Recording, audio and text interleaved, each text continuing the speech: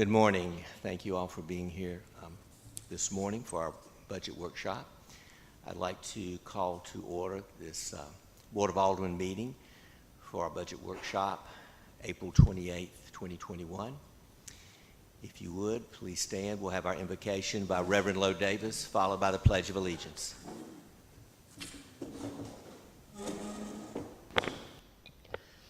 Let us pray. Father God, we thank you for the many blessings you have bestowed upon Southport. They are too numerous for us to even cite. Guide us in preserving those blessings.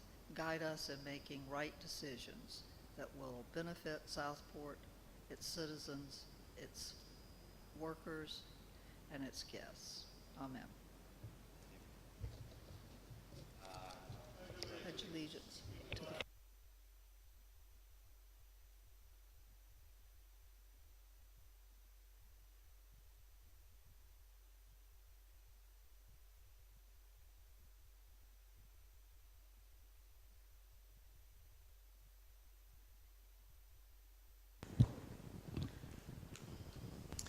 Thank you, Reverend Davis.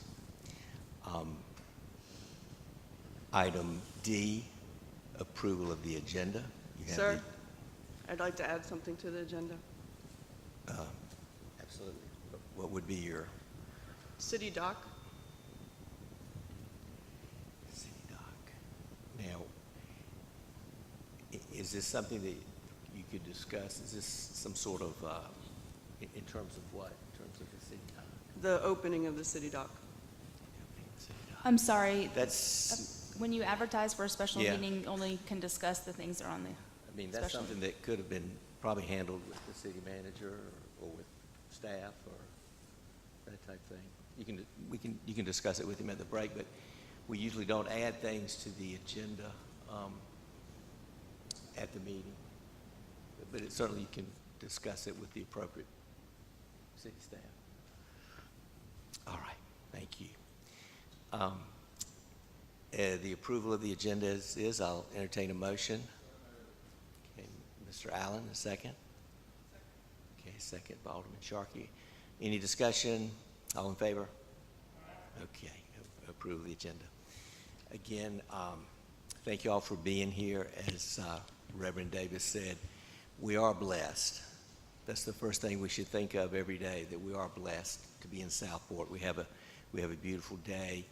We have this opportunity to create a budget. The budget is like a canvas, and we're painting it. And we're not only painting it for this fiscal year, but we're painting it for the future. We're looking towards our future. We want someone 5 years from now, 10 years from now, to say that this board, this city staff, these employees did the right thing for our city.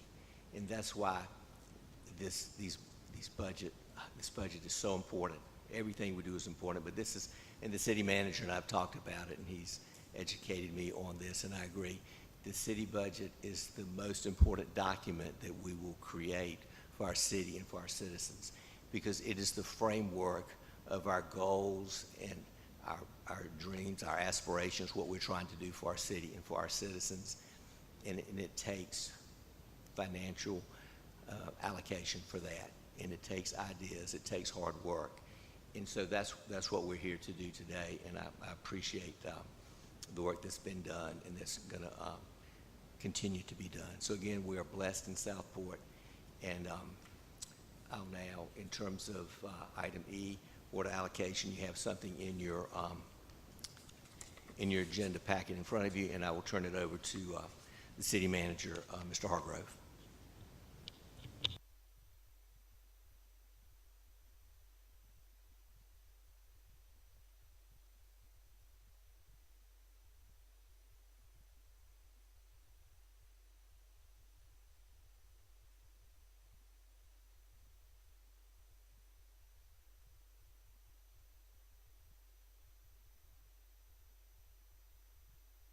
Thank you, Mr. Mayor. Good morning, everyone. Before I get started on the water allocation, I'd like to do a couple housekeeping items from last week's special meeting concerning the budget. As department heads were presenting their budgets, Melanie and I were making some notes so that we can tighten it up. This is by no means the final version of this budget. We're going to make proposals to you. We'll add capital projects today. We will also go back and insert these capital projects and maybe some revenue generating ideas, and present again at another budget workshop to be determined at a later date, hopefully the latter part of next week. I think the first thing that we talked about was when Thomas Lloyd was presenting about adding more money to the consulting services for planning. Alderman Allen, you asked that. We did put in $10,000 more into that. If you don't think that figure is sufficient, please make us aware of that. I think we thought after discussion that would be plenty. We also went in and we split the cost of the welder and the diesel diagnostic tool in the garage, which was at your request as well. We also, for Alderman Spencer, we put $2,500 in for a line item for technology. And correct me, Melanie, what was that in the Alderman's departmental supplies for? Parks and Rec. Okay. So in the electrical budget, Ellie had added a man this year in anticipation of retirement. Since that's 2 years away, we removed that position from our budget as it currently stands. So we'll need to revisit that next year for adding that personnel for training purposes. Also, in the tourism department, we added $25,000 for audiovisual, for upgrading our capabilities here for board meetings, special meetings, and that sort of thing. So that is in there. Let's see, we also added for the general government and the boards line items for election expenses. And those are some corrections that we've also made. Also want to tell you that Tom Stanley had been asking for 3 positions in public services and 2 part-timers. Unfortunately, with the budgetary constraints that we have this year, that's just not going to be possible for that extent. We have pared that back to 1 person in buildings and grounds and 1 part-time employee. So our proposed budget, his ask was for that amount. Melanie and I pared that back down to 1. Unfortunately, again, due to budget constraints, we can't do that at this point. I would like to talk about the position in tourism at this particular point in time. So right now, Randy has 1.5 FTEs. An FTE is a full-time equivalent, so he has 1 full-time employee and 1 half-time employee. Melanie and I have talked about this at length, and of course this is your decision how you want to go. We have a couple of different options there. One option is to take that FTE position, the half position that's 20 hours a week, and make it full-time. That would be giving him 2 full-time positions. If that's the course that you want to go with the added responsibilities that Randy wants to add to this position, we do not feel that it would be in the best interest at this time to take the community building person out of Parks and Rec. However, if you decide, okay, so Randy has a half-time position right now, 20 hours a week. If you were to take and make that a full-time position, which now he would have 2 full-time positions, we recommend from a staff level that you just make that a standalone and leave the community building personnel under Parks and Recreation. Okay, so let me make this next statement. It might be a little more clear. So if you decide to add another full-time position to Randy's staff, which would give him 2.5 FTEs, we recommend taking the community building, take the personnel for the community building, and take that funding to use for his full-time position and put the community building operations under his umbrella. Does that make sense? Maybe. let me restate it another way. Okay. So we would create one new full-time position in tourism who would be dedicated half and half between tourism and the community building? Is that what we're saying? That's correct. But if you only decide to make the part-time position that he has now a full-time position, then we recommend keeping the community building under the Parks and Recreation Department. That would be full-time. It would be dedicated to the community building, the JC building, the senior building, all the tasks that are associated with that, the operation of those buildings. And if we use Randy's, if the new person in Randy's department does the community building, who does the JC and senior building and all that stuff? The same person? Those operations would be under the Parks and Rec Department. We would With split their that. existing staffing? That is correct. So budgetarily, it would be cheaper to do it through tourism. That is correct. How do you feel about this? You technically wouldn't be adding a new position. You would just be adding the responsibility at that position under Randy's umbrella.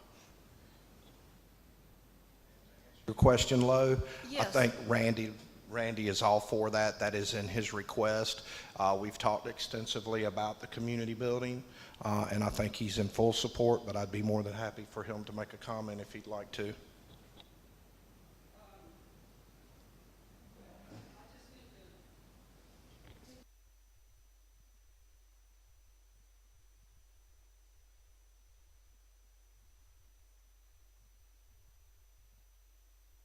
That's the first I've heard of this getting this far today. I'm sorry. Yeah, I'm just trying to comprehend because I know when I asked for the original position to complement what I've got going now, I'd kind of position that person to do multiple things. And if that's the full-time one that I asked for. So that's kind of where I was going. If we're adding this into it, then I can always pivot, but I don't know the quality. That's the one thing is I just want to make sure what I agree to do, I'm prepared for, and that it's going to be right. So I am right here, right now, saying I'm not prepared to do it. Well, I know we talked about it, but I didn't. But I put everything together with like the job description and everything where we were going forward with positioning as the community building. I'm sorry for the visitor center, but right now I'm just trying to figure out how to encompass what I needed over there with what's going on over here. I can do whatever. I'll do whatever the pleasure of the board is. I just need to figure out the logistics. That's really the only thing. I have a question, Randy. If your part-time position became a full-time position and was responsible for the community building, Franklin Square, JC building, stuff like that. Well, not Franklin Square because that's just really a park. It's not an indoor facility. But considering that your department is the event department, really, nonprofits and everything will come to you and your staff to work on how to schedule events and promote them. And would it work well to have the community building and the JC then under your umbrella versus having it through the other Department of Parks and Recs? I was just wondering if that would help facilitate things better for the calendar of events and things like that. I don't think so. Since I've not really dealt much with the JC building or any other facility, and my knowledge of this building was from when I was in this position before, and we've talked about it, and we have. I just, when I originally kind of put it together, to do this building correctly, it needs a lot of attention, and I know you're talking about what direction it's going to take. And I'll go whatever the pleasure of the board is. I just need to kind of flesh this out a little more. So, sorry, I'm not more help on that. Sorry. And it seems to me also that the JC building and the senior building are not related to tourism. These are used locally by, for recreation purposes, well, for senior citizens. And, the Parks and Recreation Committee talks about this at every meeting and things that are going on there and things that the buildings need. This actually seems more to me like a public works buildings issue, I know, combined with public works and parks and recreation. I know from what it sounds like, from taking from this, it sounds like a lot of this is scheduling issues and things like that. Sure. But I think from a programming, again, that's where we would have to look at it. And I know that Parks and Rec has really taken the lead on that in the past, and I think that's a big part of this. So, like I say, I'll do the pleasure of the board. I just need to kind of flesh it out a little more. Randy, I'm sorry if I could just interrupt for 2 seconds, just for clarification. Sharon Venice's role is now 16 hours a week. It's 2 days a week. It's not a full 20, just so you know.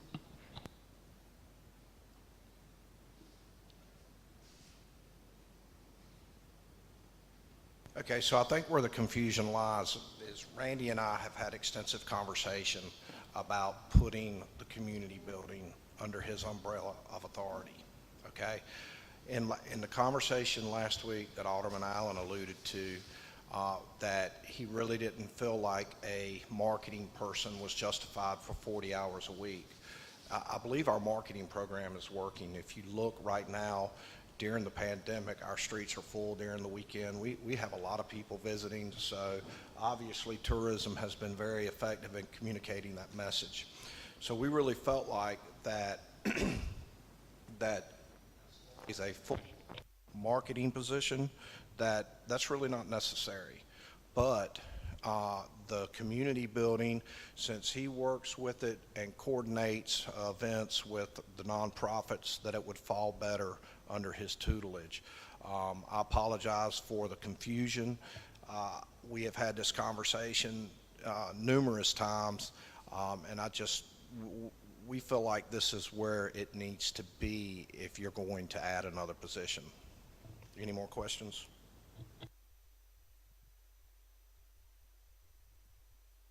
Is that no questions, or is it clear as mud? Do we have to decide this right this second, or is it No, we're not something making a decision. No, we're not making any decisions today. This is just food for thought. I'd like to talk to both departments and see both sides of it. We do feel strongly that if the community building does go under tourism, that the JC building, senior building, and the other associated buildings, their operations need to stay under Parks and Recreation, because that department is the department that utilizes those buildings the most. And I believe if we were to put those under Randy, we would create a huge potential for miscommunication, kind of like what we're dealing with now. We are strong advocates that those buildings stay under the umbrella of Parks and Rec. So Parks and Rec did not request any new employees, right? That's correct. And we had budgeted this building has an employee budgeted, right? So I get the plan That was is to correct. basically use that to fund a new position in tourism. We were, Essentially. yes, we would just be transferring that FTE from Parks and Rec to tourism. Okay. So tourism would have 2 FTEs and 1 part-timer, or 2 FTEs? 2.5 FTEs, which would be 2 full-timers and a half-timer. Well, technically, it's not a 0.5, it would be probably a 0.4. But it would be 3.5. They have 2.5 now. Yes, exactly. I didn't mean to not count Randy.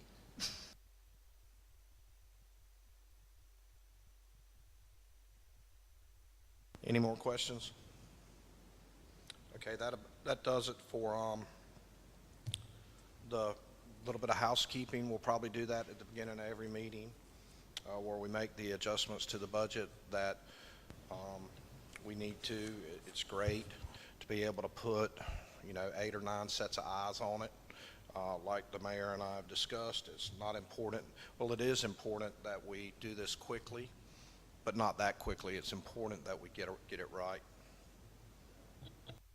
Gordon, to go back to buildings and grounds real quick, so Tom had requested 2 new full-time employees, right? Technically, One for grounds maintenance and one for building tech. And you said that your recommendation was only one of those positions be filled. Which one is it? I didn't catch that. We talked to Tom about it, and he wanted it to be in building and grounds. That's where the most need was. Grounds maintenance as opposed to the building tech person? Yes, sir. Would continue just to have one building tech position.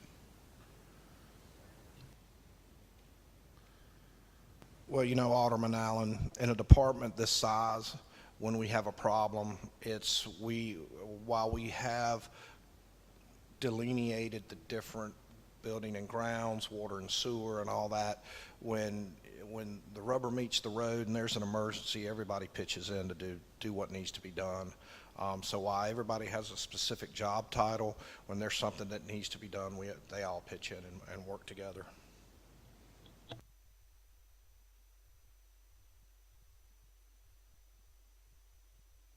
Any more questions?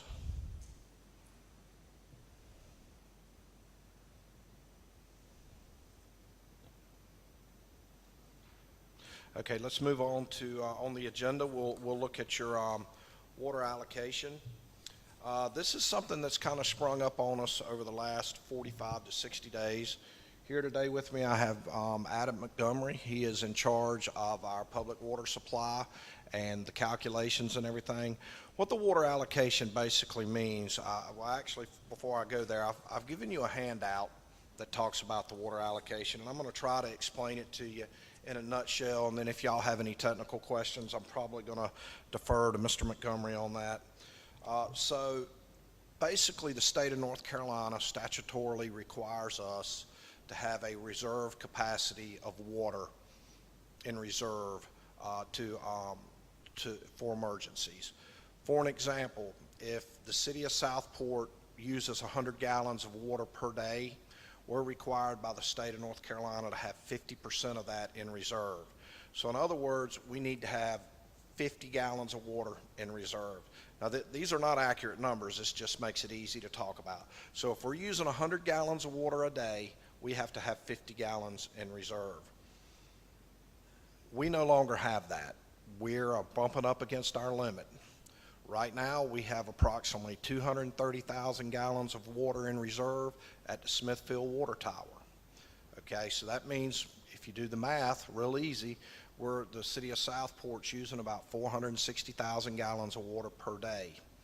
So about 45 to 60 days ago, and I'm sorry I can't narrow it down any closer, Mr. Montgomery came to me and explained to me that through his calculations, it looked like we were bumping up against that reserve. The problem with that is once we bump up against that reserve, is the state of North Carolina will no longer permit any new water connections. And that's where we're at right now. We've had a couple developers that have applied for their water connection permits and they've been denied. I've been in contact with them. I've told them the city is diligently working on it and should have it resolved within the next couple of weeks. So when we found out that we had this problem, Mr. Montgomery, Tom Stanley, David Fox, Thomas Lloyd, myself sat down and we talked about some different strategies to fix this problem. The first one we looked at was utilizing the old water tower again. Well, that one quickly became a non-issue because apparently, correct me if I'm wrong, Mr. Montgomery, but it's very leaky, rusty, and it's just not really, it'd be cheaper to build a new one than to repair this one. All the welds, rivets, and that sort of thing are just, they're toast. So we looked at building a new water tower where we didn't look at the problem or far enough into it to locate one, but the problem with the water tower, it's between $3 and $4 million to build. We also looked at maybe just using the wells that we currently have on the 400 acres out at Sunny Point to provide us some capacity water. We have 6 wells at Sunny Point that are providing us with a pretty high quality water at a pretty high flow rate. Is that correct, Mr. Montgomery? The problem is we've got to run water line all the way from Sunny Point to Southport. It's got to go into a pump house, which would require a wellhead operator, and then it's got to go into a storage tank. We're right back to the storage tank issue. So we felt like that issue was probably somewhere in the neighborhood of $7 to $9 million. So at the end of the day, after we looked at some of these options, staff determined that the best path forward was to just go ahead and buy more water reserve from the county. Well, it's very expensive to do this. So you just don't want to go out there and throw a number out there just offhand, because like I said, it's very expensive. For an example, 230,000 gallons of water is going to be about $1.2 million. How we know this is that Charlotte just renegotiated a reserve contract, and Public Utilities with Brunswick County told us that our contract would be very similar to theirs. So what we did to come up with a number is we looked out into the future over the next 5 to 10 years and tried to trend how many homes would be built. We did this by looking at open lots, open spaces, looking at their zoning, and then coming up with a figure that we thought that Southport would see, how many homes Southport would see over the next 10 years. That number's about 3,000 homes currently, correct, Mr. Montgomery? A little higher than that. So our figures were based on 170 gallons per day is the average use of water in Southport by a residential structure. So ironically, the number we came up with was about 230,000 gallons is what we needed for the next 5 to 10 years. We may bump up against that again in 10 years. We may never get there, but we've got to prepare for it. That 230,000 gallons of water is going to cost us approximately $1.2 million. The really nice thing about this is, and it's the benevolence of the county, is that they will finance it for us for about 9 years. So, Melanie, did you do those figures? Okay, I'm sorry. So I'm going to throw out a number. So I think it's close. So we're looking at about $100,000 to $140,000 per year if we finance this over the course of the next 9 years to get this reserve. That would give us close to almost 480,000 gallons in reserve. 460, okay, which would allow for plenty of growth in the city for what we think's coming over the next decade. So how are we going to pay for it? That's the big question. $120,000, $140,000 is a lot of money. Well, right now we have a water development fee that's in its second year of its increase. I think past boards have approved a 3-step process in increasing our water allocation fees. Last year, that water allocation fee generated $68,000 in revenue. So we're almost there. So where are we going to come up with the rest of that money? As you all know, are all pass-through accounts basically. We really don't generate a lot of revenue from those accounts. They are enterprise funds.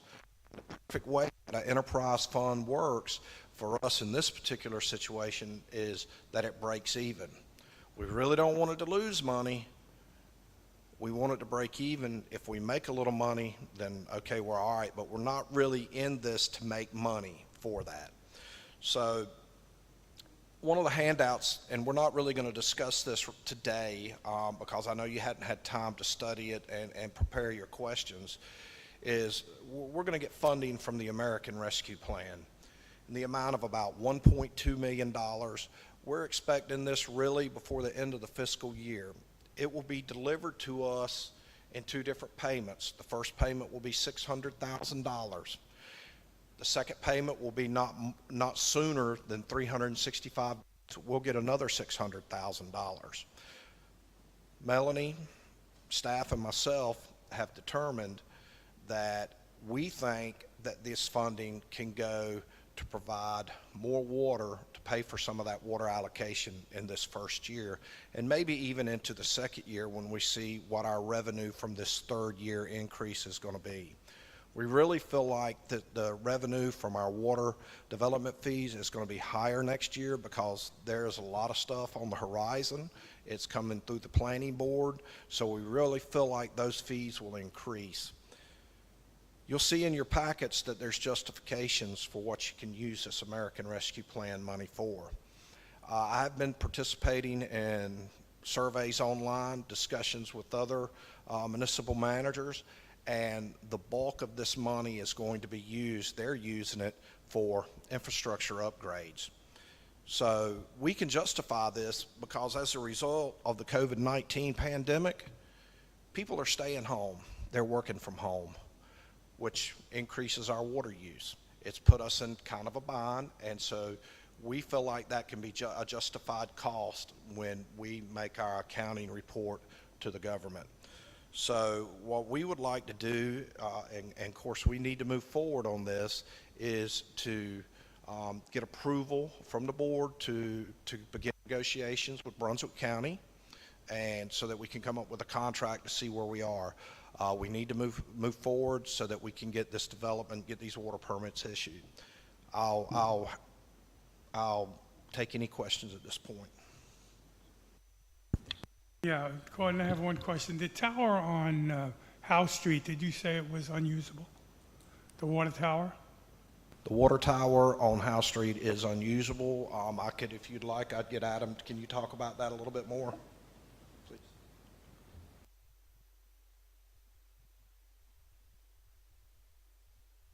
The water tower as it sits right now has a very thin skin on it. Water, okay, I'm sorry. The water is a little aggressive, and being a little aggressive, the metal is thinning. It gets painted every year. Good example of this was this past year as we had to have it painted. There was a couple spots that need to be rewelded. As a matter of fact, the tank is empty as we speak, as a welder is there to repair another leak. So it's really not a feasible way to go. Why are we repairing it if it's never going to be used? The tank itself is not stable without having water in it. It was designed to carry water. It was designed to be stable in a storm with water in it. It's just part of the engineering. So I mean, we could never use it then? It is an icon of Southport and nothing more at this point. It's been completely disconnected from the water system. Per the state, we have to have an air gap there. Thank you.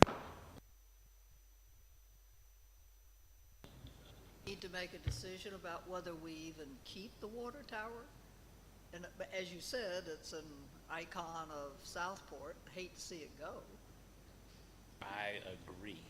It is an icon, and I think this conversation's been had once before, where it's used by the pilots as a navigation beacon.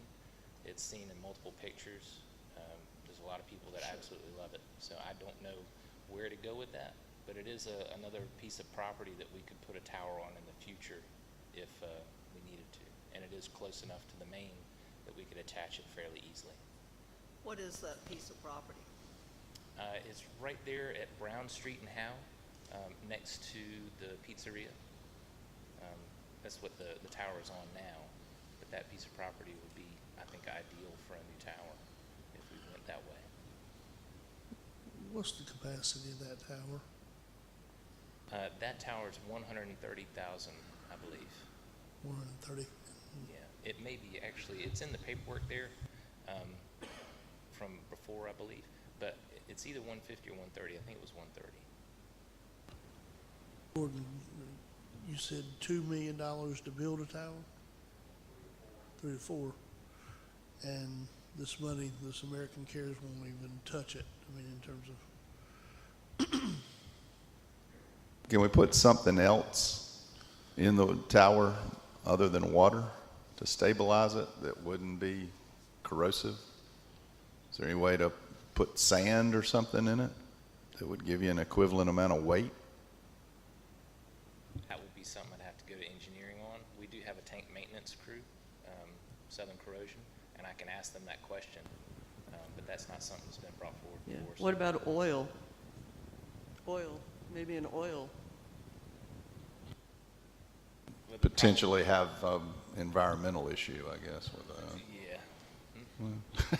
About what does it cost to maintain the tower on an annual basis at this point? I mean, we gotta buy the water that goes into it, right? And then maintaining it. Correct. I don't have the number in front of me, but we do have a contract with Southern Corrosion to paint it and to keep it maintained. It is still structural, and they do give us a report annually to let us know how bad or how well it is doing in certain areas. And it's the painters that actually, when they were scraping the outside, that found the leak. We didn't even know it was there. They scraped the paint off and opened up a hole. How much water do we typically maintain in it? We fill it completely. Yeah. So Gordon, from what, do you need us today to make a motion to allow you to have these conversations with the county? Is that what you would like from us today? Because this is wholly different than talking about the tower uptown. Yes, ma'am, I do. Well, I before we so do moved. that, I've got some more questions Yeah, about it. I just have questions about dealing with the county. So I have a question like, is there any benefit to only purchasing half of the expected amount for a 10-year growth now versus, buying all of that up front? Is there a benefit? And what rate are they charging us? Is it the current water rate, or is this the new 2022 water rate that's being projected? Things like that. Okay, so that's a lot of questions, so let me, if I leave one out, kind of refresh my memory. There is an advantage to purchasing that capacity now because it's only going to get more expensive in the future. That capacity, that is the first advantage. The second advantage is, correct me if I'm wrong, Mr. Montgomery, there is approximately half the capacity at the tank at Smithfield Park still available that they could sell us and give that to us right now. That would be nice to have it that close by. As far as the water rates, it is at the, can you answer that? That's what, about? Around $4 a gallon. I do want to emphasize that what we're talking about here with our water reserve is completely different than it sort of has a similarity to it, but it's really completely different. It's on a different silo than what the county's talking about increasing their water rates. We're purchasing capacity, not actual water. That's right? correct. This is more, the money we pay them is a reimbursement for the cost of the treatment plant to create the water, not the actual water itself.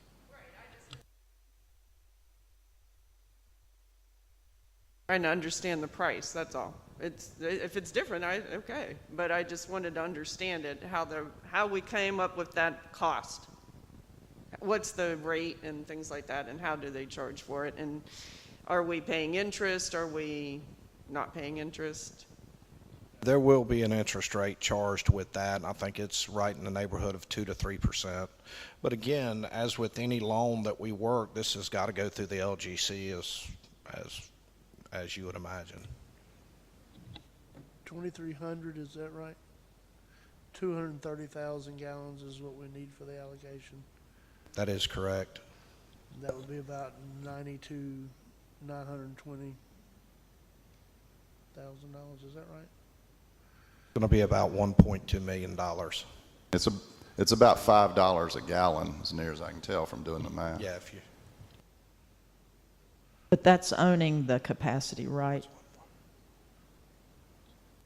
That's us owning it. That's just for the reserve capacity. Yeah. And to pay that off, Melanie and her financial mind has just given me the figure. It's going to be $147,420 a year that we'll have to pay back over the next 9 years. What, 2.25% rate. And we would have the ability, we still have room in our development fees to sort of mitigate some of this impact. That is correct. Yeah, so along those lines, what would, if over the next 10 years, 3,000 houses are built, how much water development fees would that generate? Do we know? Can we get that information? Melanie, can we get that information? All right, well, just.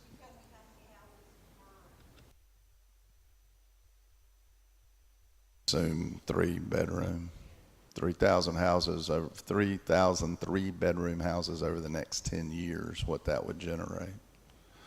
And I'm a little, so if our current daily use is 450,000 gallons and we have 230,000 in reserve, then we're still above the state's 50% threshold. So actually what the state is saying is they want more than a 50% threshold. So I mean, the question is how much more? And do we really, I mean, to me, purchasing another 230,000 or another 230,000 seems like an awful lot to do now.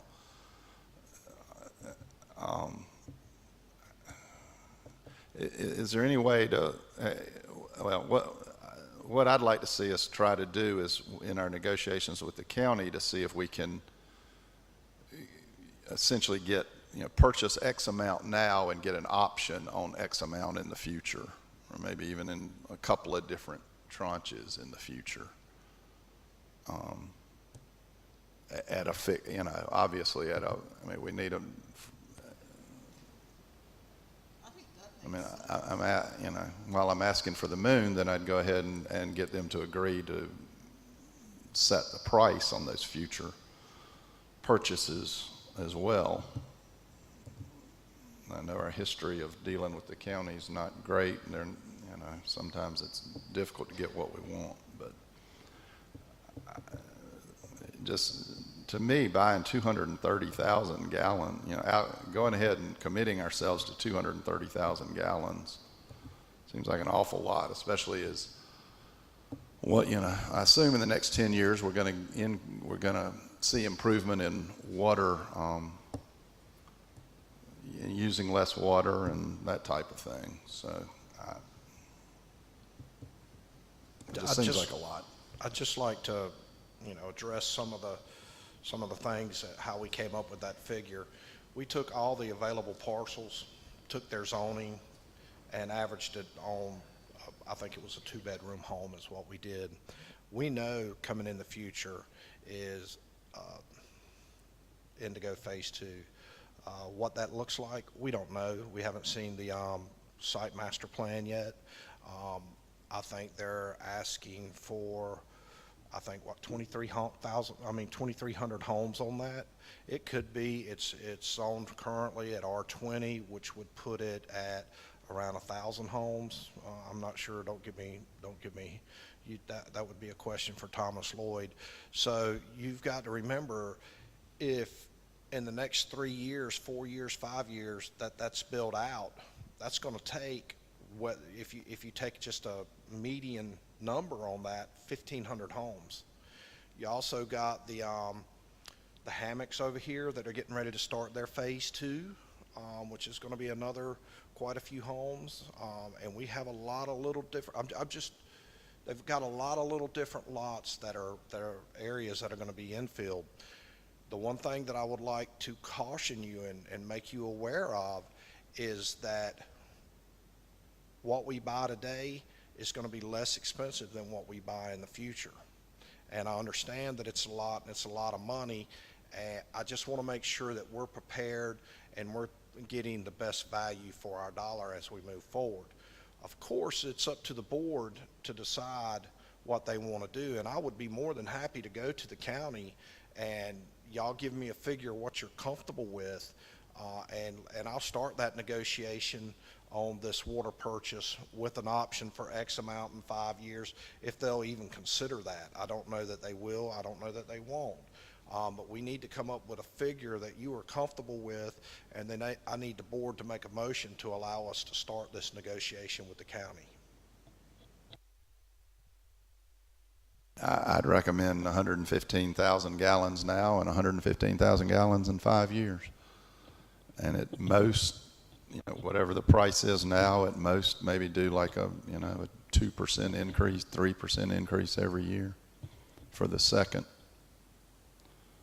115,000. I mean, obviously I agree that we need to make sure we have the reserve, and we don't want to sit here in 5 or 10 years and not have sufficient reserve, but we also don't want to sit here in 10 years and have twice as much reserve as we really need. I think between water conservation and the time, who knows what water is going to look like in 10 years, and C, who knows how long Indigo is going to really take to build out, and how much it's going to be. I just like for us to try to see if there's some way we could do it a little differently, if at all possible. If we can't, we can't, but we ought to try. Well, if y'all will make that motion to give staff direction to go ahead and start those negotiations, I can probably bring something back for the May board meeting, full board meeting, to give you more information on that. Can I ask a question?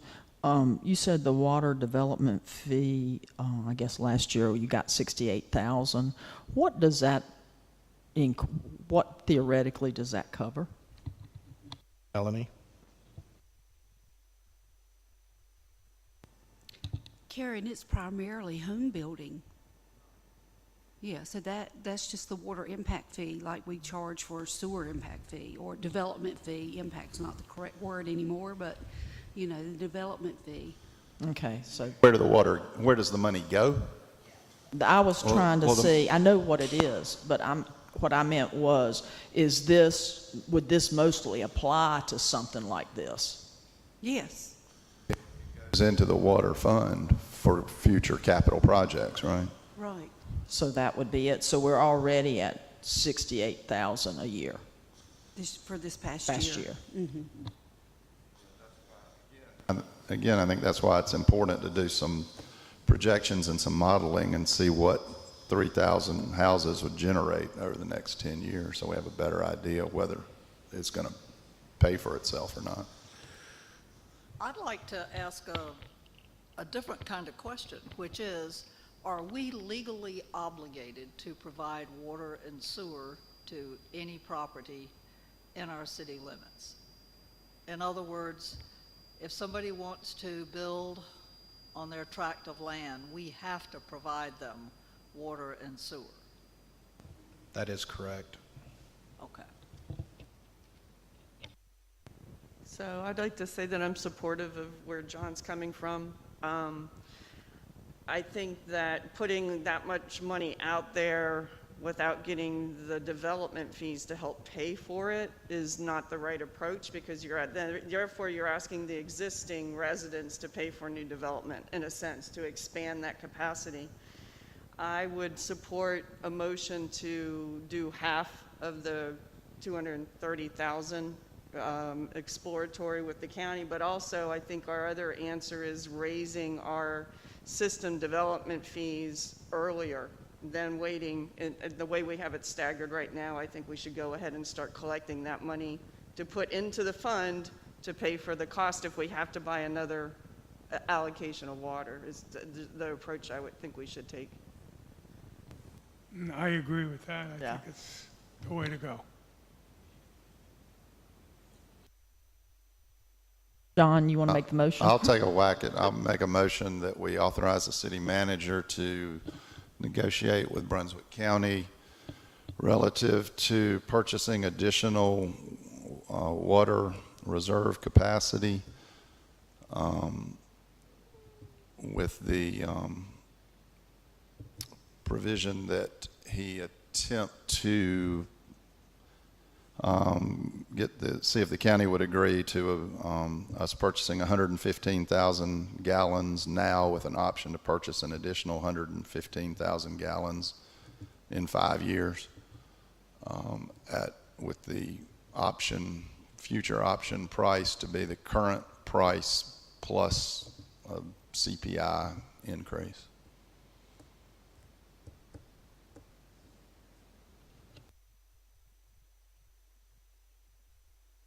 That's a pretty loaded motion, so let me just kind of go back over it so you can, I want to make sure I have it correct. And I understand the discussion about not wanting to purchase too much, but have enough so because we are, looking at the numbers, they obviously brought it to us that if we want to be able to expand, I mean, from what I understand, at the point where we are right now, we could not, without further reserve, we could not add another development, so to speak. No new developments are being permitted at this time through the state. Because of our water situation. So That is something correct. needs to be done, and we need to have it on the May agenda. So, and the water tower on House Street is just a totally separate issue. It was a nice discussion. I learned a lot about it. Thank you, Mr. Montgomery. I appreciate that. That was interesting. But that's a whole totally separate issue. So the motion is to have the city manager negotiate with Brunswick County concerning our water reserve capacity, because we need to do this because of our reserves are at a place where we cannot expand. With the amount being 115,000 gallons initially, and then the option to purchase 115,000 gallons, you said 5 years, or 2 to 5 years from now, or sometime in the future. At some point in the future, Okay, yeah, at some whatever. point in the future, at that same rate, with, I guess, with the inflation adjustment. Does that sound, Alderman Allen, is that okay? Is there a second for that motion? A second by Mayor Pro Tem. Further discussion on the motion? Madam Alderman. It's a question actually for Gordon. Would this motion tie your hands somewhat with the negotiations with the county if you were limited to only purchasing the smaller amount with the option? If the county just flat says no, then does this motion limit you only to those terms? I would like to hear the entire motion again before I answer that statement or that question. Can you, I know can you ask it again, Alderman Allen? Sure, and we can modify it if we need to, I guess. But so the motion is to authorize the city manager to negotiate with Brunswick County to purchase water reserve capacity of 115,000 gallons per day, with an option to purchase an additional 115,000 gallons at approximately 5 years in the future, at a price equal to today's price plus a inflation adjustment. Now, if we need to add something along the lines of, in the event the county refuses to consider a partial purchase plus a future option, then the board authorizes the manager to negotiate the initial purchase of 230,000. I'm comfortable with that, or we could word it up to 230,000 gallons. Anything between 115 and 230, I think would probably, would not tie my hands at all. That sounds good. Not related to the motion, but we do need more. This board needs more information about what the water development fee is going to generate over the next 10 years. I've already made a note of that. Okay, so we have a motion, and it was same motion, except it was revised briefly, Alderman Allen, that from 115,000 gallons per day up to 230,000 gallons per day in terms of purchasing. Is that correct? Is that what everyone understands? Okay. Okay, thank you, Madam Clerk. You're nodding your head. That's good, so I have it right. We still have a second? Okay. Mayor Pro Tem, any further discussion, any further questions? Okay, all in favor? Any opposed? Okay. Motion carried, thank you. So one follow-up, sorry. So do we have any sense from the state of what they, I mean, I guess I'm a little perturbed that, in fact, we do apparently meet the state's requirement that we have 50%. So, I mean, but they're saying that they want to see additional future capacity. Are they saying how much additional future capacity they want to see and when they want to see it? I mean, it's kind of absurd that they just are saying, no, yeah, you know, you meet the requirement, but we don't like it, and so you got to do something about it. I mean, so do we need 1 more gallon or 1 million more gallons? All right, to answer that question, we already have many houses, but we also have a lot of construction that they've allowed connection. We're very close to going over that allocation, and because we're that close and these houses have not been given COs yet, we will eventually go over if we don't get this allocated. That's what they're... So my question is, so what if, let's say if our reserve, instead of being 230,000 gallons right now in reserve, what if we had 300,000? Would we be in the same situation? No, at that point we would have a daily of 600,000, and right now we're at 450. So given any day, we have a lot of irrigation, we have a lot of residential. During the summer, we're doing over 800,000 gallons. So they're averaging this out over the year. I think they're being very reasonable about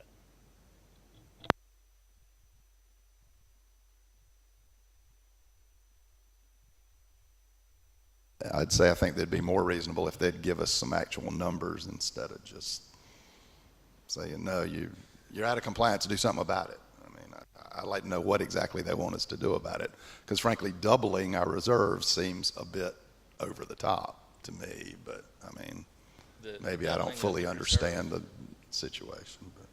The doubling of the reserve is just looking at the future and us not having to do this every 2 years, that's all. Okay, I guess we're beyond that point, but in an ideal world, I think what we'd really like to have is an agreement with Brunswick County to where we could purchase X amount of new reserve capacity every year as we needed it, but I suppose that's not feasible.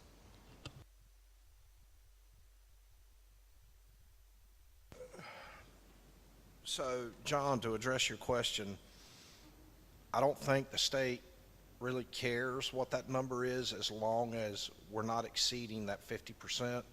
We could add 1,000 gallons as long as we're not exceeding that reserve. It's totally at the municipality's discretion of how much they want in reserve. The one thing that I will caution you about is that the county, when we first started, asking how much this would be, their comment was make sure that you get enough capacity in the future so that you're not doing this every 2 years. The county doesn't want to negotiate it every 2 years. But I think with the motion that's been made, we can start the conversation. We can make the ask. All they can do is tell us no, and then we can start the negotiation, and I can bring further information to the board on May or during the May board meeting, and we can make a decision how to proceed then. It's only a couple weeks away. I'll make one final comment and be quiet, but I hope one day we can get out of the water and sewer business. Now, I think we need one water and sewer provider and authority for this county. I think it would make life simpler for everybody, and it'd have to be cheaper too. Regionalization that we've already done is moving in that direction. As soon as, we talked about it earlier, and you make a great point. Once we upgrade our sewer system and that type thing, the county will take it over. They're just not going to take it over in the condition that it's in now, but regionalization with them was the very first step. And so the next step would be for them to take, and they're willing to do that. It should be regionalized. It should be one system. So we're working towards that. Gordon, as part of your negotiations, would it be appropriate for you to approach the county about that? Here, take it? Well, to follow up on Alderman Allen's comment, the trend in municipal government today, moving forward in the future, is for the regionalization of water and sewer services. From strictly an economy of scale position, it can be done cheaper through them. This county already is aware that we're interested in them taking over our water and sewer operations. Unfortunately, with the shape that some of our sewer system is, which we are proactively addressing now, and we'll talk about a little bit later in some of the capital improvement projects, they're not going to take it over until it's been brought up to snuff. But if it's brought up to what it should be, it's my understanding that not only will they take over the water and sewer systems, but they'll also, if it's in good enough shape, they'll also take over any associated debt with that. So yes, it is something that we should move forward to, and something that we'll put on our future cast, so to speak. But that is the way to go. I completely agree.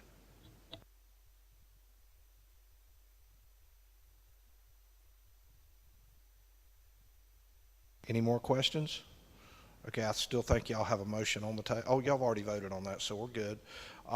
Mayor Hayden, if it's okay with you, I would recommend that since it's been such a heavy topic and we've got off to a good start, maybe we take a few minutes for a break. A break, thank you.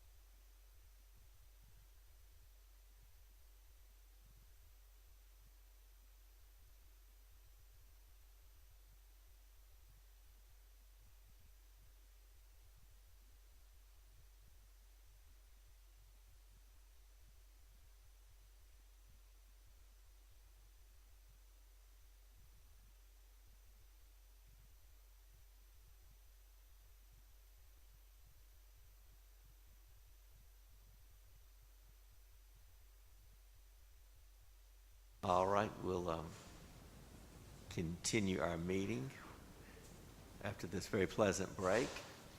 And I'll turn it back over to Mr. Hargrove. Thank you, Mr. Mayor. Wow, what fun. It's riveting stuff. Keeps me on the edge of my seat. It's what I love about this job. The next thing is something that I really, really enjoy.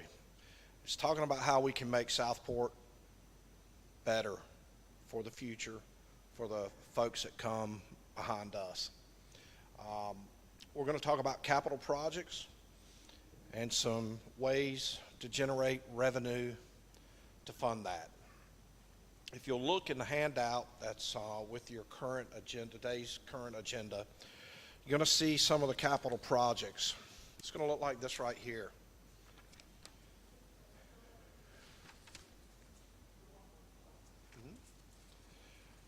What you're going to see on the left is, if you remember, we spoke about some of the things that as aldermen you felt were important for the city of Southport.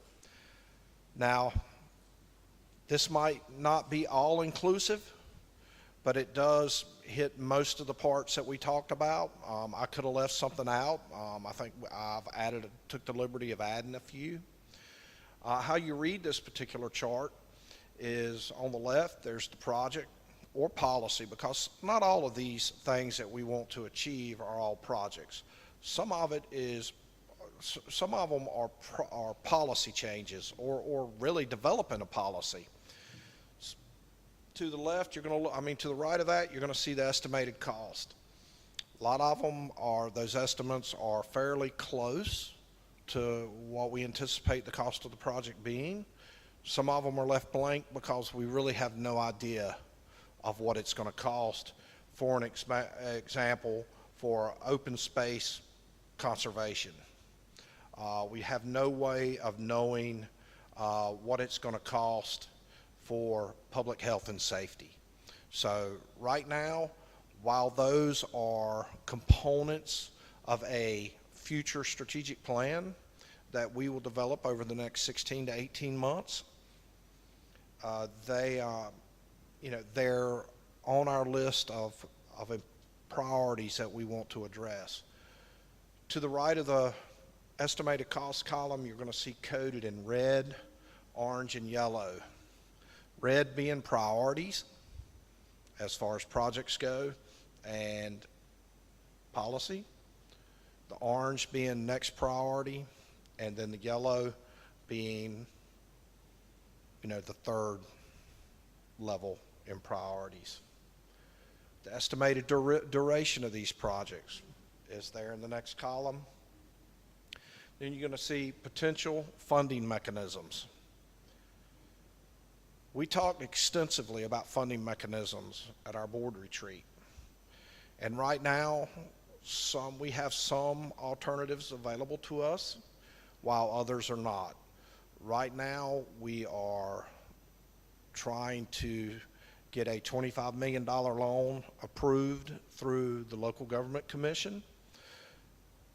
I anticipate that if we finance a water allocation through the county, that will also have to be approved through the local government commission.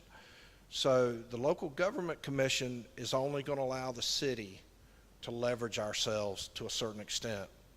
And they're really doing that for our own good. They're kind of a watchdog of municipal government so that we're practicing sound fiscal policy.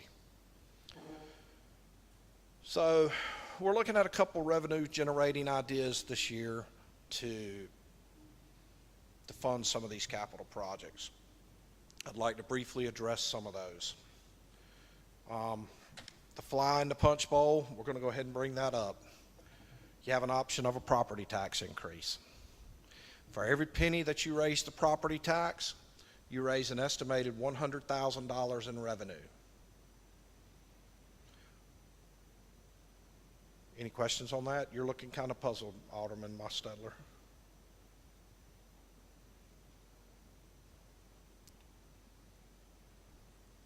I'll have her working on that figure while we continue the discussion. It's approximately, So, but you know, that's an approximate number. I'm not giving you an exact figure.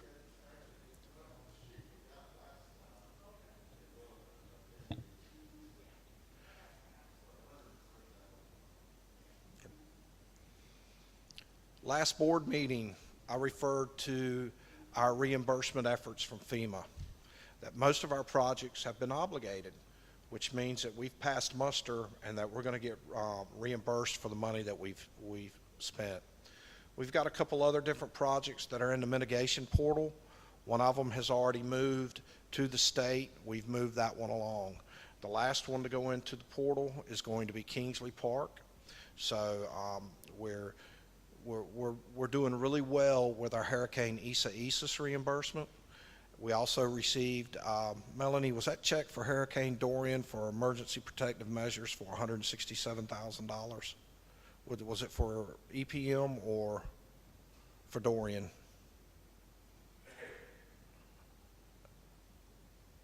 Text Katie and ask her what it was, but we just received a check for Hurricane Dorian, which, as you know, we have struggled in the past on some of these projects.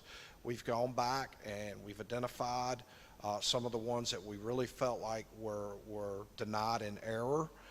We've contested them, and some of them are working out in our favor, others are not. That's a sidebar. I don't want to get too much into the weeds, but the basic gist is by the end of this fiscal year, we stand a better than 95% probability of being reimbursed over right at $1 million from FEMA that we have expended. The projects that are still in mitigation or are still going through the process will make up the other difference in what we have spent on that storm. Can I ask you a question? So does that mean that the last two items on this list, the Bay Street Road and sidewalk repair and the Kingsley Pier project, are you saying, will they be fully funded by FEMA reimbursements? The Bay Street Road and sidewalk repair will be. The Brunswick Street was not a part of Hurricane Isaias, but the Kingsley Pier is still in the mitigation. They have not made a determination, but I feel 100% confident because after FEMA looked at this project, they asked for it to go to mitigation. So in essence, we can check off those last two projects because they're funded, right? Well, A fair statement? I don't want to put the cart ahead of the mule, but the Bay Street road and sidewalk collapse is funded. It's been obligated. The Kingsley Pier will be obligated, but it doesn't have obligated beside it. But I feel 100% sure that it will because we've met all the standards of that. However, you know, we have to do these projects and fix these projects and then submit them in for reimbursement. Okay, so it's not like they're going to give us a $360,000 check for the Bay Street collapse, and then, you know, they're going to have to see that work. But yes, that is funded. So then for all intents and purposes, the last two projects, the Bay Street and the Kingsley Pier, we can pretty much take property tax increase or fund balance as of payment method off the table, right? Not necessarily. We still have to come up with that money. Yeah, But we'll get reimbursed for it. I mean, yes, ultimately, we can take them off the table because FEMA's going to pay for them. Ultimately, what our vision for that money is to pay for it, get it reimbursed, and then roll it back over into another capital improvement project. So, and we're going to talk about that here in a minute, and this is going to be a decision for the board. These are just some options that we have discussed for you. Okay, so we've talked about a property tax increase, and we've talked about 1 cent increasing our revenue by about our property tax valuation by $100,000. Another option that we have is, like I said before, we're expecting about $1 million to come in from the Department of Emergency Management with the state of North Carolina. $300,000 of that has to go to the electric fund because that's what it was for. That leaves us $700,000. Now, that $1 million came from our general fund to finance these jobs. What we would like to think about doing is taking some of that $700,000 that we're going to get back and use it as seed money for the capital improvement fund. Now, there is some risk involved in this, because that is money that we would typically have in fund balance as a reserve for future storms. So, I'm not 100% comfortable using the full $700,000 for that. I think some of it needs to go back into reserve for future storms. So the third option I would like you to consider is some sort of property tax increase, maybe a 3-cent property tax increase, and maybe putting $350,000 into the capital improvement fund. And then what we would do with that is we would start funding some of our projects that we need to get done. And unfortunately, with where we're at right now, we're going to have to use some of that money for the Bay Street road and sidewalk collapse. We need to repair the Brunswick Street where we're trying to prevent a collapse. We've got pedestrian corridors, not only on the Yacht Basin, but on Howe Street that we need to consider. We've got a Howe Street project that is right at the cusp of, we've paid a lot of engineering for it, and we need to go ahead and move that project forward. We also have, oh my gosh, I can't emphasize enough what terrible shape our roads are in. We've got to get some paving done. I would like to move about $400,000 this year into road improvement projects. We also need to address a stormwater plan, right? I mean, not address the plan. We have a plan in the FEMA Go portal right now for $150,000 to help us prepare a stormwater plan community-wide.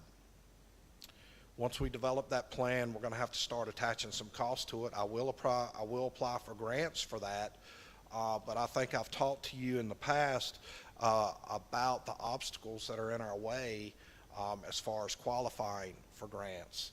It's not impossible, but we start kind of behind the 8 ball, so to speak, because we have a high household medium income. Our property values are, astronomical. So we're not the type community that they typically love to throw grant money at, but that doesn't mean we can't get it. We will diligently apply for it, but stormwater is an issue that we need to address. I've spoke to you individually and as a group that stormwater needs to be a community-wide program. Now, we might not do it all at once, but it has to be a plan that embraces the whole community, because we can't do just one area and then throw that problem to another area. We've got to go about it in a logical sequence to improve it. So that's where we're at. These are the projects that needed to be funded. As we move forward in the year, I want to hear your input.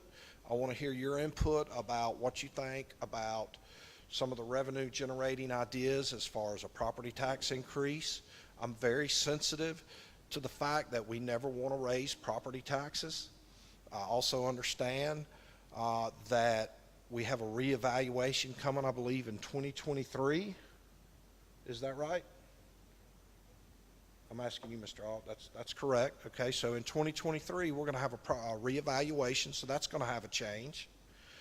So I'd like to open the table for discussion now, or open the floor for discussion to what your thoughts and concerns about the projects, about what you'd like to see funded, and how you'd like to go about funding that.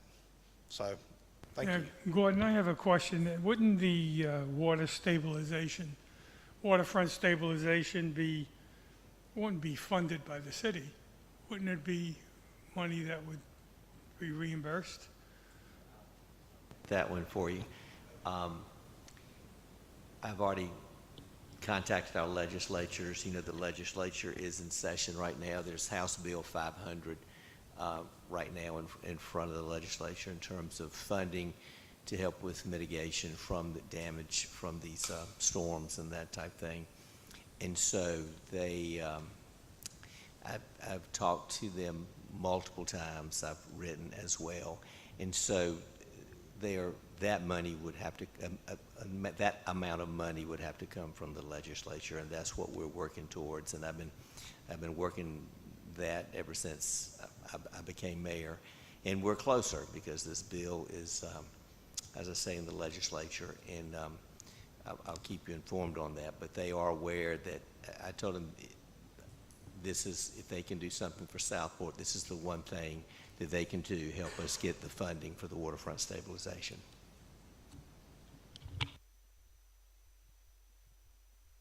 Gordon, I'm still a little confused about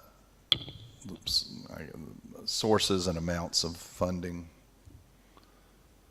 So you just referenced $300,000 to electric fund, and then the possibility of putting $700,000 to seed the CIP. Where is that? The money that's coming from the ARP? That's none of the money coming from ARP. Okay. The problem with the ARP is that it has to be directly tied to the response to the COVID-19 pandemic. Now, how strict the federal government is going to interpret that I don't think anybody really comprehends how strict that interpretation is going to be. As long as it can be tied to infrastructure that has been impacted from COVID-19, like we were talking about during the water allocation plan, more people staying at home, as long as we can justify that, then it can use the American Rescue Plan funds. I'm not opposed to using those, but I really don't think in my conversation with the Cape Fear COG, other municipal managers, that paving roads is going to be related to COVID-19 pandemic. So, I mean, we can use it. We can specifically use it to upgrade our sewer system, because that's public health. So, we do, that is another funding mechanism if you'd like to consider that, but we have to be very careful about how we earmark those funds from the ARP. So that you can consider that a third source. You can also increase, you can also say, well, we just don't feel like, we don't think the time is right as we're coming out of this pandemic to raise property taxes. And I certainly understand that. And then we could use that entire seed money that we're getting back from FEMA to seed that capital improvement fund. However, that $700,000 comes with risk. Now, I'm not going to say we don't have money in reserve right now to cover another storm, but some of that money really needs to go into reserve for future potential storms. But I can see a path forward that we use some of that money to seed our capital improvement fund. And if we used a combination of the ARP funds and the seed money that we're going to get back from FEMA, we could really do this without raising property taxes at all. So, there's a lot of moving pieces here that we can cobble together to build this capital improvement fund and then move forward on these projects. And then, of course, I really feel like we need to identify some of the road issues we're looking at. That's the number one complaint I get in my office. Number two, stormwater issue. Number three would be pedestrian safety. As we move forward, I hope to bring to the board another revenue generating idea of paid parking. I think, most of we're not a beach community, but we are a tourist-based community. And I think we need to be sensitive to that fact that we need to find a way to monetize their visits. And I really feel like that's coming down the road. I understand some of you have concerns that if we institute paid parking here, then it's just going to push parking elsewhere. But I think if we do this the right way, it'll work. I think we make passes for residents that they don't have to pay. They already pay their property taxes. They shouldn't have to pay anymore. But I think paid parking would be our revenue generating idea that would help us fund our road repairs, our sidewalk expansion, our connectivity. Does that answer your question, Alderman Allen? Yes. In a long way? In a very long way, and I appreciate that.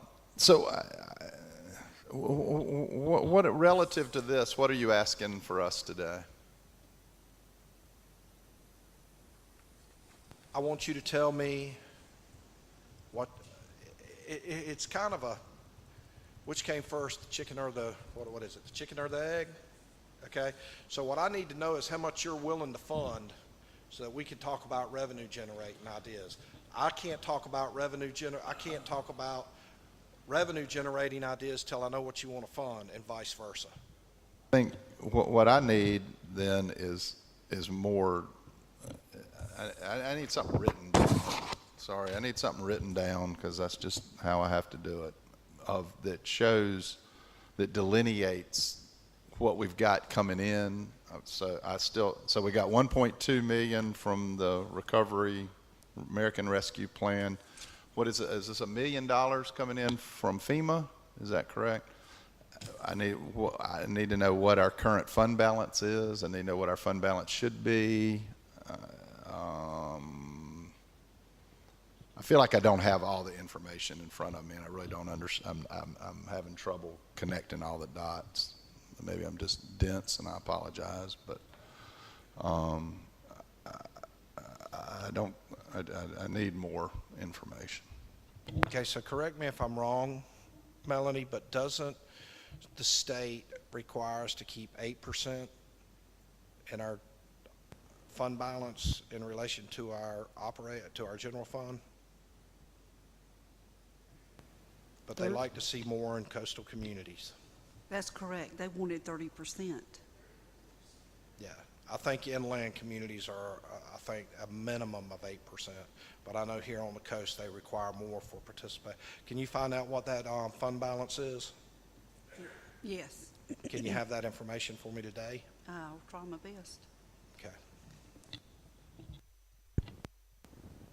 My request would be, can you tell me, and I know some are policies, some are projects, so therefore it's not going to apply to policies, what projects, or what term might be shovel ready? What projects don't need to be studied, might already have engineering on hand, so that we would, whatever, if we chose to fund it, it would be something that would be actually, the project would be completed with the money we spend. It wouldn't be a planning thing. It wouldn't be, a study thing. Shovel-ready projects are the Bay Street Road and Sidewalk repair,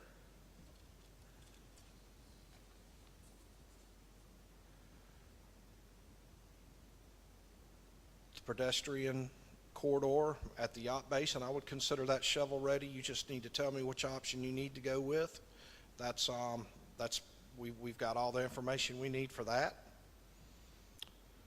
The House Street Sidewalk project is ready to go. We're just needing funding for it. The kayak launch and walkway, that's ready to go. Of course, I think you need to remember, I think that the marina has pledged to build that for us. Well, I The think 50%. Right. But you also want to add, because we're still using Emily, right, to do grant stuff. She had talked back during that conversation that there may be CAMA grants that could also apply to that. So you might want to make a note of that for that project.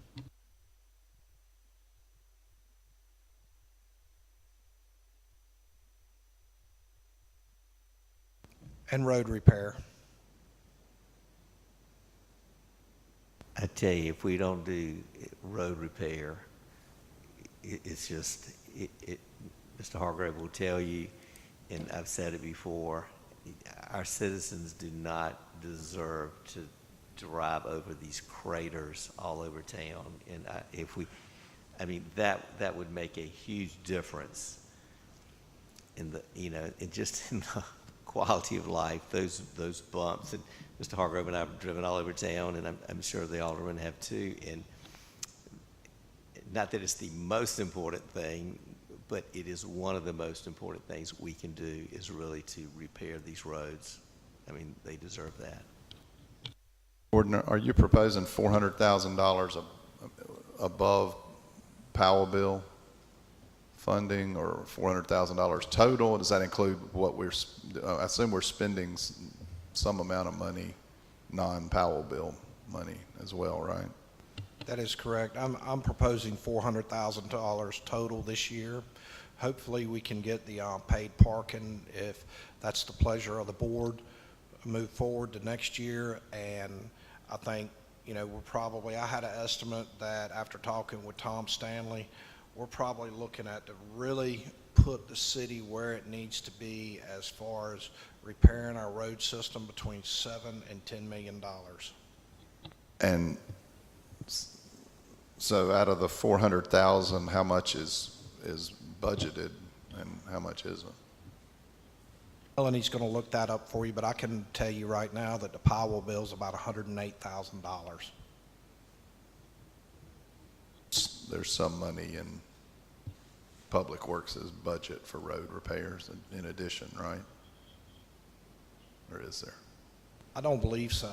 I think we cut that out because we were going to put it, this is one of the capital improvement projects that I wanted to bring before the board. So we're talking about $300,000 in new spending. Yes, sir. Gordon, I'm hoping that before we get into road paving, that we do a inspection of all the roads, because all of them don't need 1.5 inches of asphalt over them, and a lot of them need to be ripped up and redone. So I think that has to be determined before, and not just pave. Agree completely. However, there are some areas around town that are intersections that have potholes in them that we have patched and patched and patched, and it just doesn't last. So that is going to be a situation where you wouldn't just want to cover it with asphalt.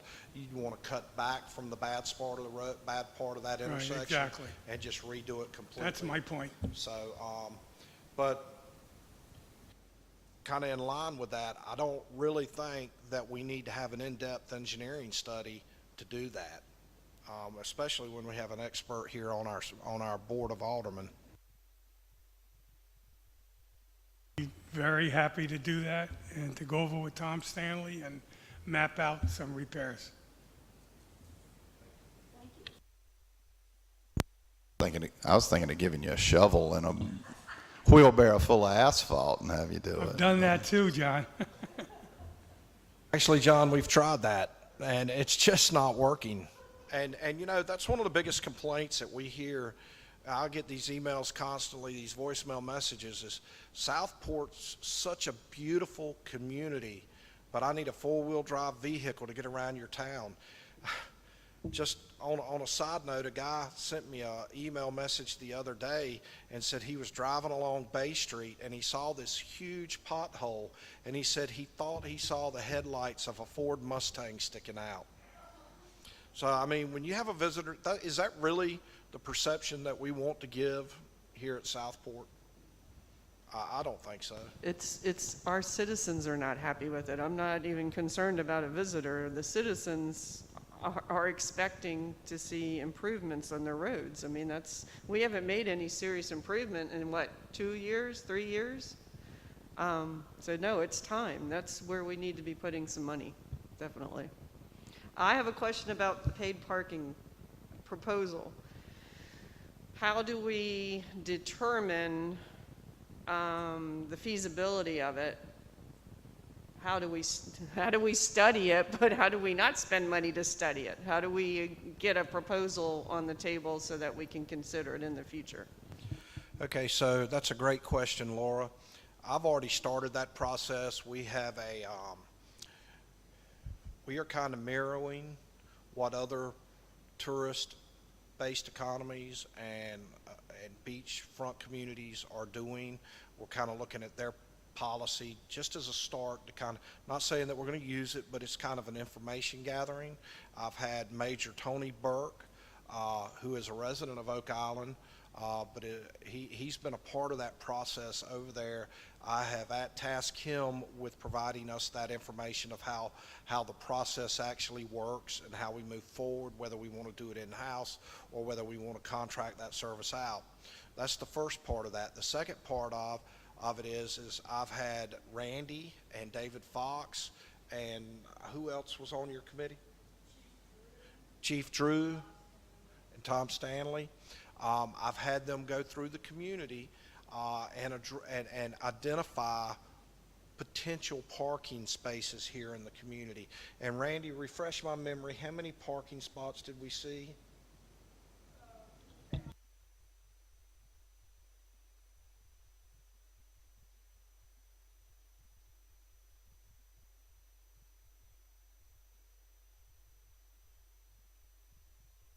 We've already started that process. I have not brought it before the board yet because I really wanted to dig through this budget first, because I really didn't think that we'd be able to bring this parking, paid parking scenario to the board in such a short amount of time.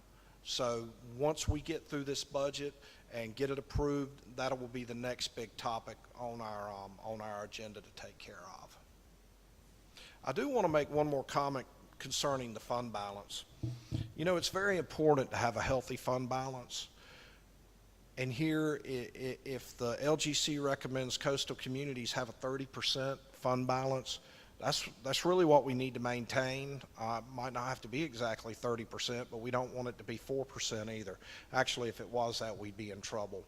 But one thing to realize is that you also don't want a fund balance that's up around 50 or 60%, because this money is not the city's money.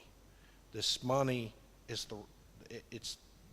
those monies are the residents' money, and they don't deserve us sitting on this money for an extended period of time when we have infrastructure needs. So with a fund balance, it's important to remember that there is a fine line that you want to walk between having enough and not having too much and not having too little. So it's a balancing act. So I'd just like to make that statement.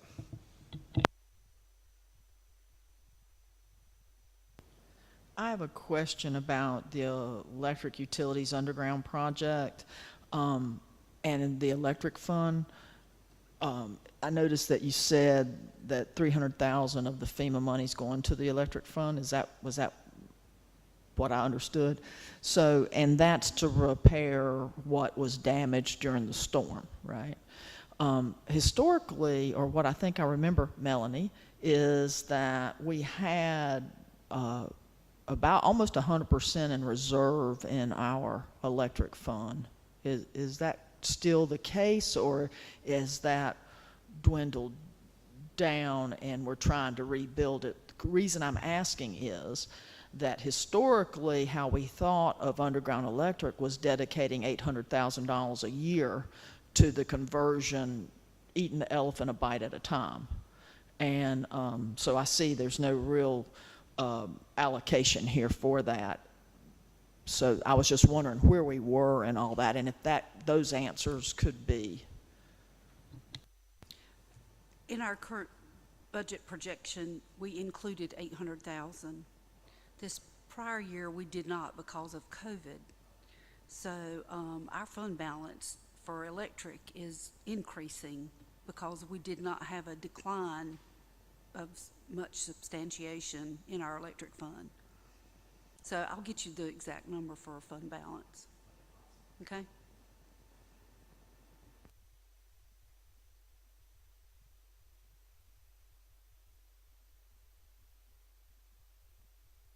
John, I know you require more information, but today we really need to drill down for budgeting purposes what projects we want to look at moving forward. And I think really intuitively speaking, what Laura asked, which ones are shovel ready, those are the ones we need to concentrate on. I agree completely. And just to recap, are there 5 projects that are shovel ready? Yacht Basin pedestrian safety, House Street sidewalk, kayak launch, erosion control, Brunswick Street project, and roadway improvements. Is that correct? That's right to me, yes, sir. What I'd like to see is those 5 projects listed. Well, just pull those 5 projects out, the cost and how you would propose to fund them with the combination of, however they can be funded. Some of it ought to be able to be funded by the American Rescue Plan money, I think, shouldn't it? And some of it funded by FEMA reimbursement and whatever. I think if you could help us by creating some scenarios of how those 5 projects could be funded moving forward, and along with telling us what, the fund balance is, how it's all going to shake out once we get the FEMA reimbursement back, what's the fund balance going to look like, et cetera, so we have a full picture of what we've got. That's what I'd like to see. But it is today for just to really pick the projects. Is that right, City Manager? You want at least 5 things, and then we can decide how to fund them. But what are the things you want done? Well, what we want done, prioritize, basically. Right. What I think we'll do is we'll take those 5 projects that we talked about. We know they're a priority. And then I'll have Melanie come up with several different funding options, whether it be a combination of the American Rescue Plan money, fund balance, property taxes, whatever it may be. And then at our next budget workshop, you can, and what each option will do for our fund balance before and after, and then y'all can make a choice what you want to do moving forward. So that's what I need to know. I'd like to ask the group if we could agree that the erosion control Brunswick Street was not identified as shovel-ready when we went through this. Is that correct or not correct? We have the plan to repair it in So should we- progress. We're waiting on camera permits, and I'm going to say that one's shovel ready. Okay, so we should make that shovel-ready. Because what I was going to suggest is I would rather drop the kayak launch to fund the Brunswick Street repair. You know what I mean, kind of thing, as far as priorities. I think that's one of those things that could be less. Also, Kingsley Pier is kind of confusing to me on whether that was under your caveat as shovel-ready. We know we have. So as far as priorities, again, I think because we can explore other options to pay for the kayak launch and things like that, I'd put that way down on the list. That's all. If there's an agreement on that, and focus more on fixing our existing pier and fixing Brunswick Street. Bring those up. I don't necessarily disagree about the kayak launch. The concern I have about the kayak launch is we have an agreement with the marina where they're going to pay for half of it. Mm-hmm. And I think, I just think it's wise to try to go ahead and get that done and get their money from them before somebody forgets or somebody buys out or something happens. I just think when you have an agreement with somebody to do something, you need to go ahead and, in a fairly timely fashion, go ahead and do it. That's my only point. And it's a relatively, especially compared to everything else, it's a small amount of money. And we should, I think, continue to pursue the possibility of a CAMA grant to cover it.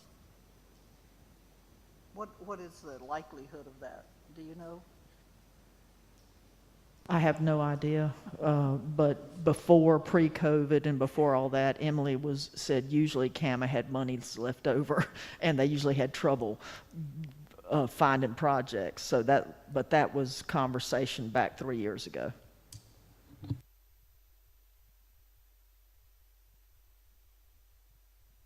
So I'd like to circle back around for a minute to address the Kingsley Pier issue.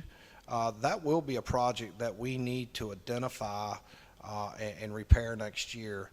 And what we're really doing for mitigation purposes, as opposed to going back with wooden pilings, we're going to be going back with concrete pilings. If FEMA gives us enough money to do that. If they won't give us the money to do that, then we're going back with wood pilings. And so that is a project that I anticipate funding. However, I vision that as when we submit the Bay Street, when we get that, we submit the money on that, and then we'll turn right back around and do Kingsley Pier, keep it rolling that particular way. But until we fund Brunswick Street, Bay Street, determine how we're going to do that, then that project can't move forward, because I'm apprehensive to outlay that money at this time of year. An observation, putting money into the Kingsley Pier, as good as an idea that is, there's virtually no parking for people who would want to use Kingsley Pier because the right-of-way has been taken over by a property owner. So this is a right-of-way issue also. Well, that's an interesting topic. Do you all know what Are I'm you- talking about? The former Caroon property, the owner has now fenced it up to the road and put in plantings. So what would normally be, or what is in fact, a public right-of-way for parking for Kingsley Pier is now just a grassy area fenced off by the property owner. Lo, would it be okay if I just stood up here and smiled? Depends on I'm what not- you're I'm- smiling at. I'm smiling. I don't know that I want to touch that topic. But I know that it's one that we have to. It's the hard fact of life here in Southport. Right now we are, we're knee deep in budget season. We're probably going to bring this thing to a close over the next few weeks. It has to be to the LGC for approval by May 17th. Our planning board is currently working on the short-term rental policy. And the next step in the progress of things, I understand, is that we're going to revisit the encroachment in the public right-of-way. That will be started, I guess, at the committee level with the planning board and determine where we're going to proceed from there. But other than that, I'm going to stand up here and smile. I wasn't going to go into that. Are you good with that conversation now? Because the one thing I wanted to say, and I think we've already identified it as the number one priority, the erosion control at Brunswick Street is however we prioritize it, because we're just a storm away from it not existing. So however you reorder these, that ought to be our first thing, capital improvement. Yeah, I would hope that all 5 of these shovel-ready projects, we can figure out a way to complete them the next fiscal year is what I'd like to say.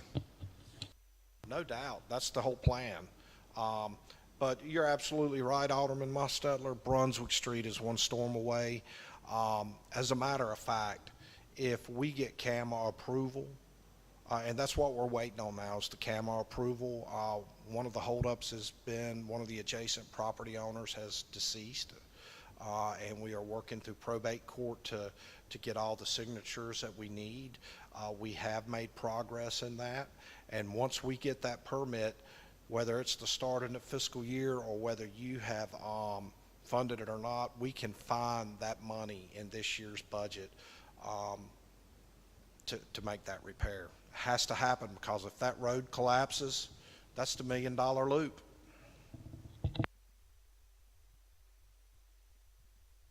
So it looks like that the number one topic is roads, whether it's Bay Street, Brunswick Street, getting the paving done.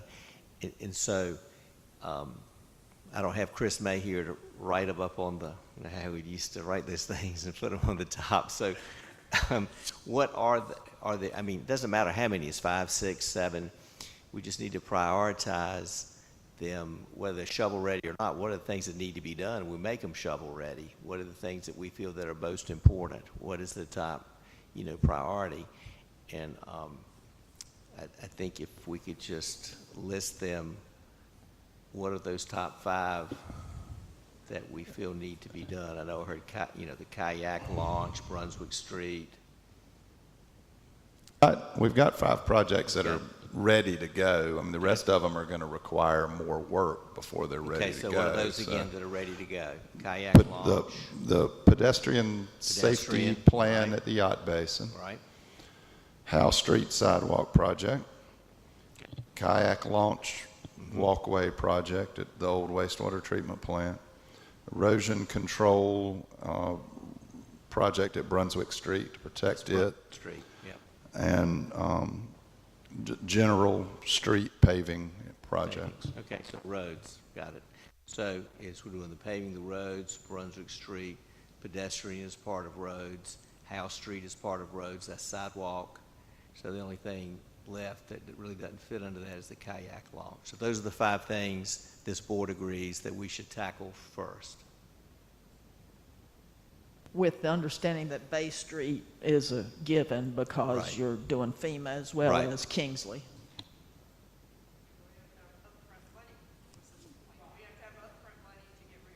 Right. But we have plenty in fund balance to do that. So, I mean, if it's, if it's a matter of borrowing it from fund balance for 6 months, that's no big deal to me.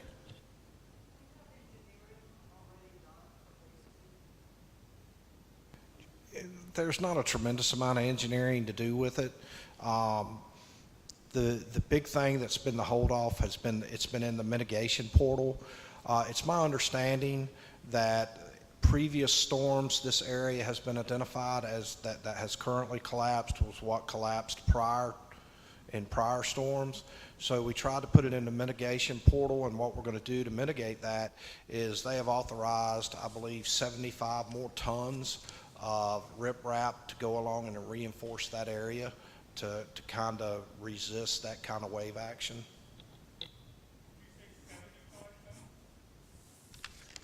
That seems like the figure that was given to me.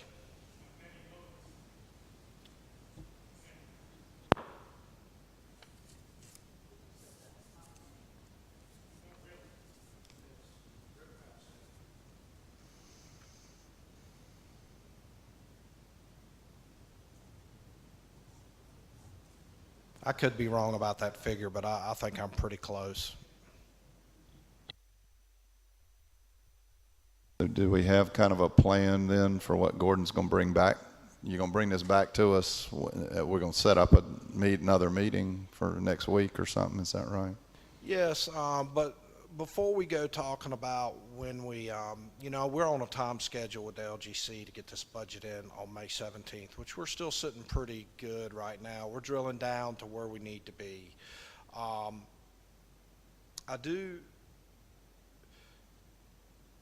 do want to gauge so that if we don't need to go down this rabbit hole, I need to know now so we don't, we have enough to do right now building the budget with our everyday workload. I would like to gauge the board's appetite for a property tax increase. Is that on the table? Is that off the table? I mean, how do you feel about it? Do you feel anything about it, or do you want us to go ahead and include that in an option?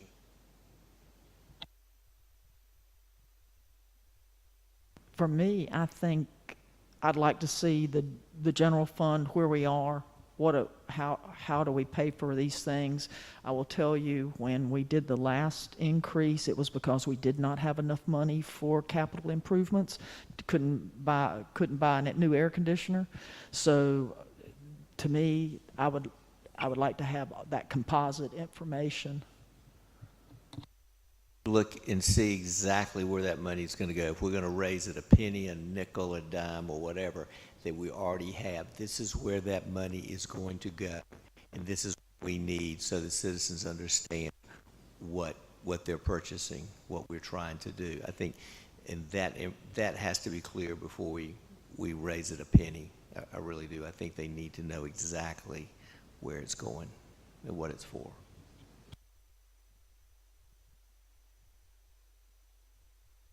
The one thing that I would like to reiterate is that any property tax increase that we would consider would be earmarked for capital improvements. It's not for new staff. It's not for new vehicles. It's not for anything but capital improvements. I guess let me rephrase my question another way. So the board is open to a tax increase, that if it's justified? If it's justifiable, I am. Yeah, I'm not opposed to a ad valorem tax increase. We are on the precipice of a boom in this town, and we have to be ready. We have to be ahead. We can't be behind. I mean, the last time you say it best, Mayor Pro Tem, they couldn't buy an air conditioner, so they had to raise the ad valorem taxes. So we want this to be, if we do this, it's for the future, and they understand why we're doing it and where these funds are going. And as I say, I'm certainly not opposed to it, because we're planning for the future. We're looking 5 and 10 years ahead, and that's so important. That's what our citizens deserve, and we have to be proactive. It's a public health prevention, education, informative, and not reactive. Be prepared. And so I think that's where we're looking. So those are my thoughts on it. You did say a reevaluation in 2 years. It's normally 7 years, and that sounds about right. You got a big increase in property values that is made, but so that if we can hold on and not increase, there will be an increase in 2 years for sure. I've gotten feedback. I know there's an understanding that if we want to do a new gymnasium, fitness facility type of thing, that people understand that that's something that we probably have to fund above and beyond our current rate. And they're comfortable with that.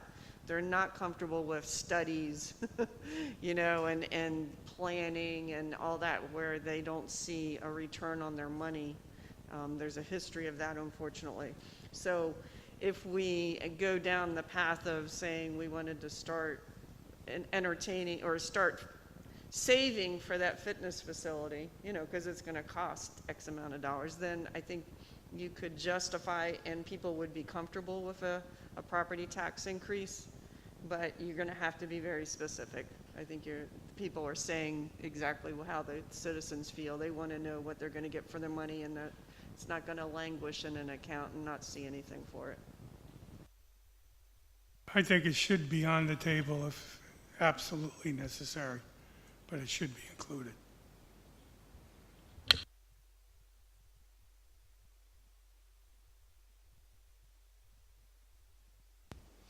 Lowe, would you like to abstain from that comment right now, or would you like to weigh in on that?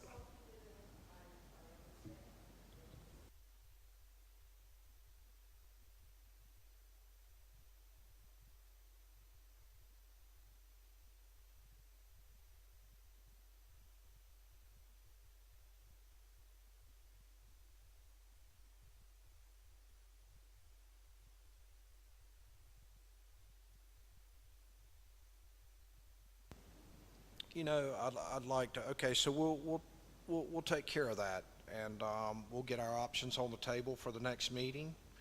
We've identified our projects. We'll identify several different options of how we can pay for that, combination of all, and what our fund balance looks like before and what it looks like after, and that sort of thing. One of the last, well, not really the last things, but moving forward, I would like to gauge the board's response to a stormwater fee. Now, I'm at odds on a stormwater fee because not everybody's lot is created equal. Their structure covers more percentage of their lot. They have more impervious surface than others. So how do we go about, in the long run, making sure that a stormwater fee is equitable to each and every home?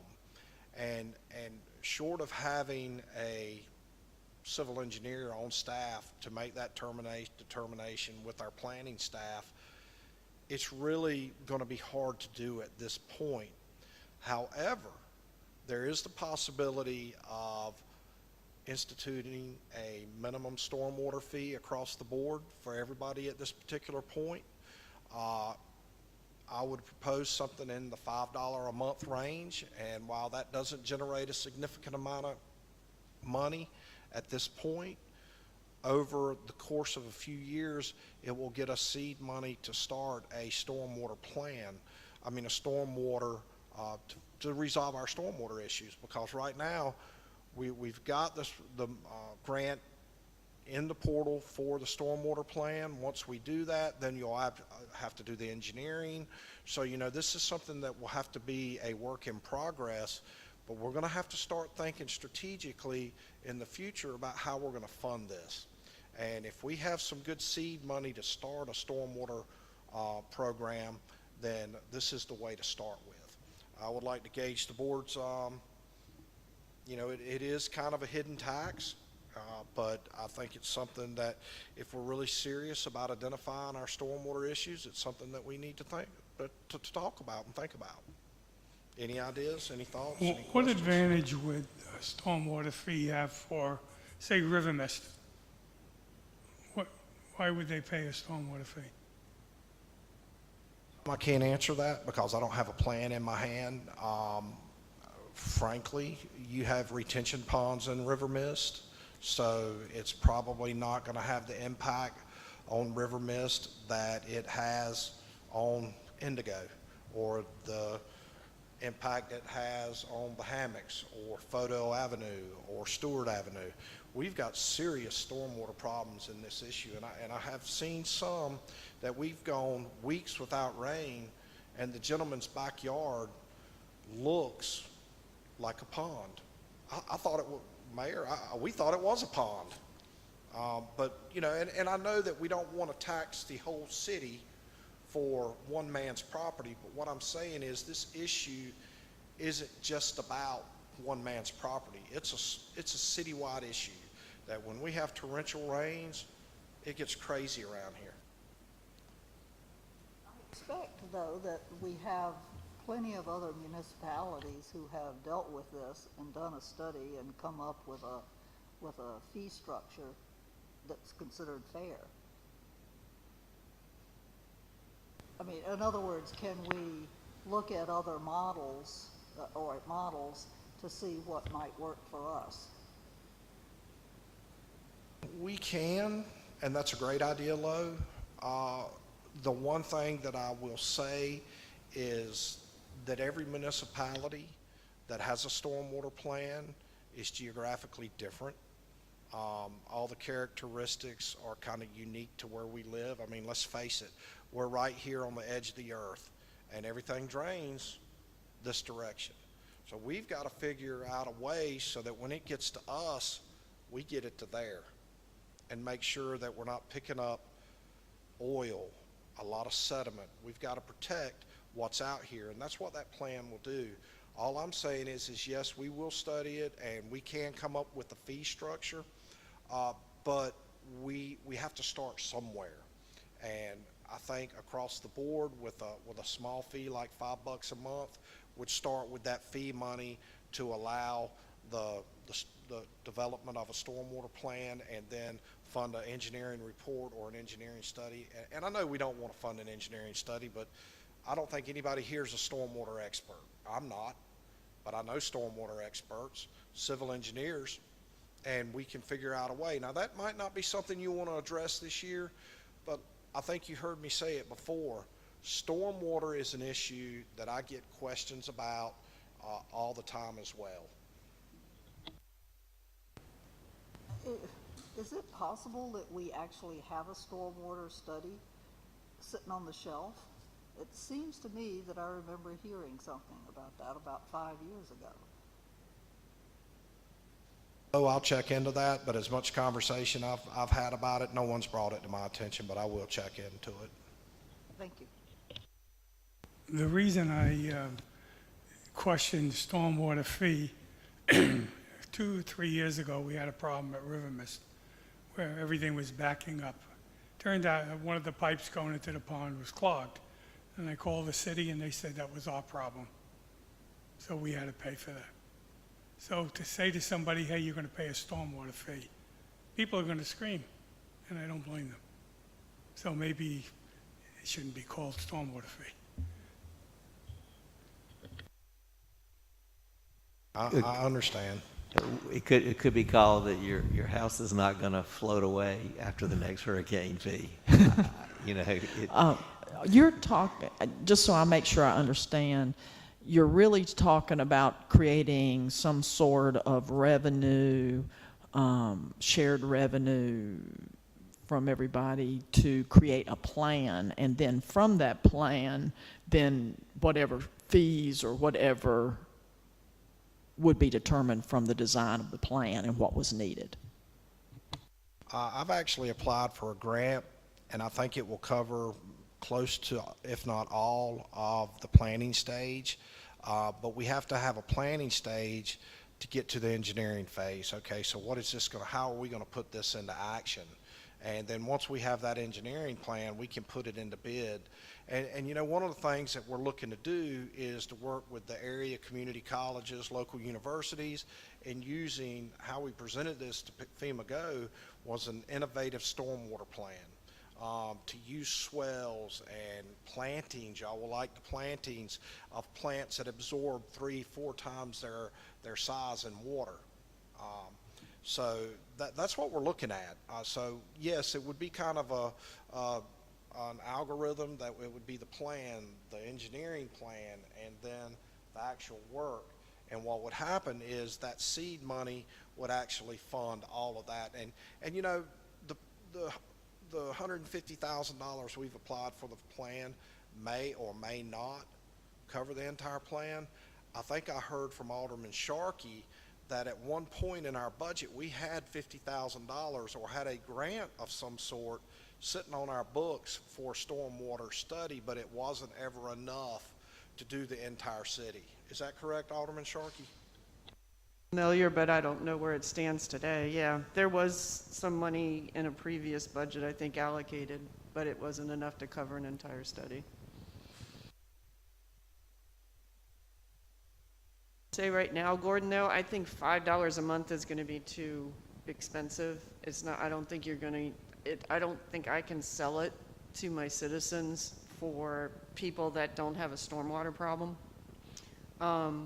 You know, there's parts of old Southport that are high and dry, and they know that if it rains, you wait a little while and the water recedes, and then you go out and it's safe. So it's, I just don't think it's the time until we get some other projects that have been lagging, so that people see a real return on what they're paying for today before I just don't see it right now for a plan.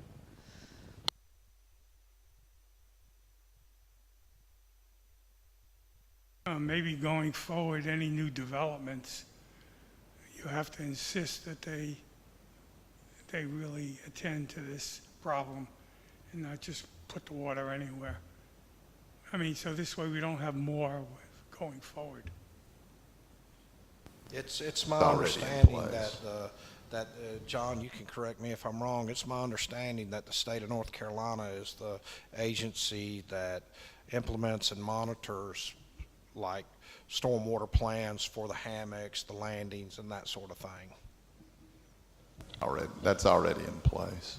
but this is a citywide issue, the way city manager. I mean, this is something we are going to have to face at some point in whatever revenue mechanism we use. I mean, this is, city manager and I have seen just some very flooded areas in our city. And I know that part of Southport is high and dry, and then parts of it are not. But with these new developments coming in, I mean, it's only going to get, it's going to be more of a problem. We've had some of our city employees using shovels and that type thing to dig these ditches deeper to unload this flooding that's been going on Fodale and Stewart, and it is, I mean, it is a problem. So we do need a unified approach, and I'm certainly, this board is talented enough to come up with a mechanism for that, but it really is a big issue. We do get a lot of calls on it, and it's something we're going to have to solve. We all pay taxes for things for services we don't use. I mean, all of us on this board pay taxes to support Brunswick County schools, and none of us have children in the school system. We pay taxes for, well, I'm sorry. I appreciate you, man. Sorry, yes, sorry. Forgot. We do have one. That's good. You know, we pay taxes for social services that we don't use. We pay taxes to support parks. You know, if you live here and you never set foot in a park, you know, you're helping to support it. I think it's just, that's how a full service government and society works.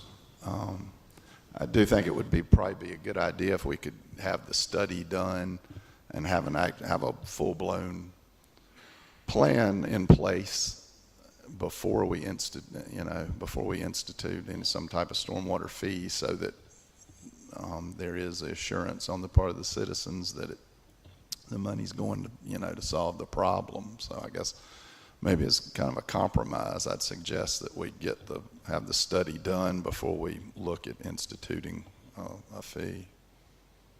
Although I'm in favor of a stormwater fee, and I'm in favor of doing something about stormwater. I think we desperately need to do that.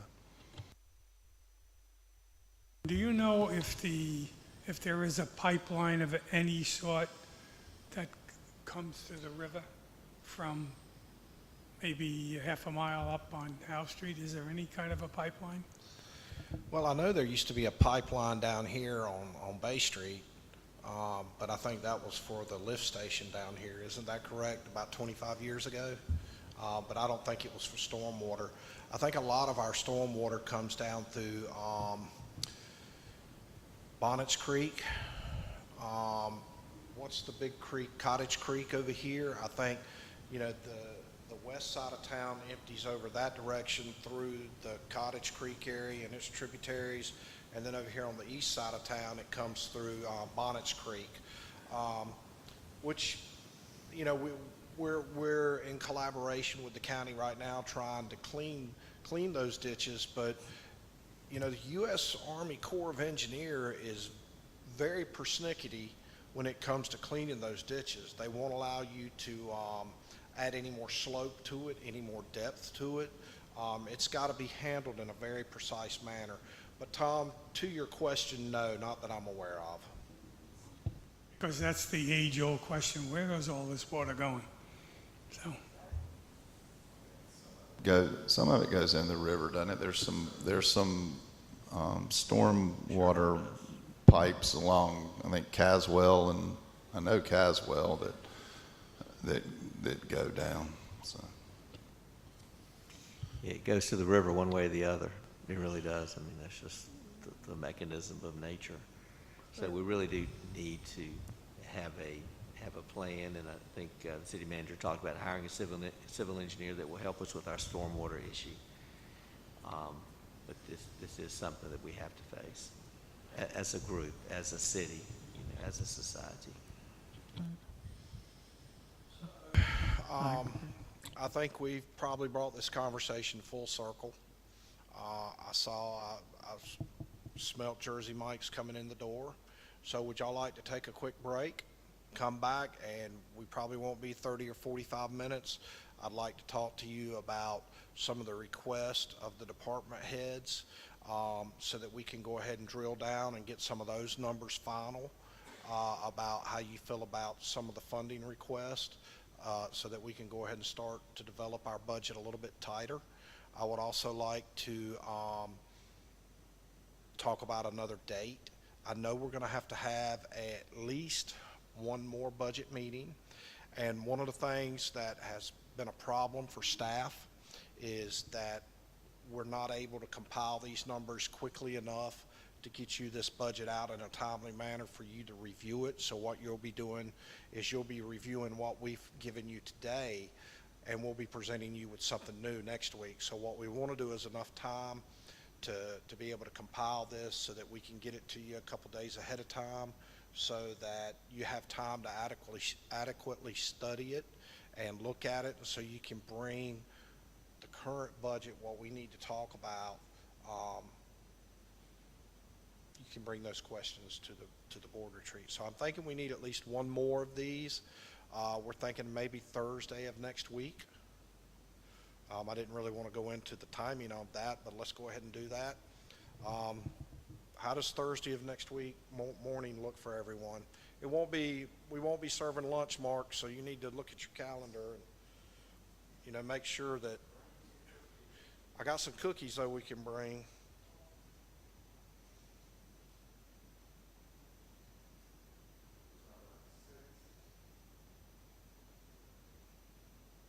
Hang on, John, let me get there.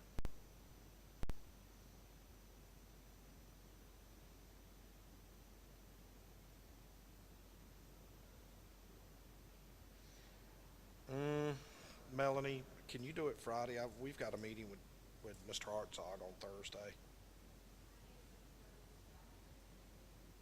That's probably not going to work.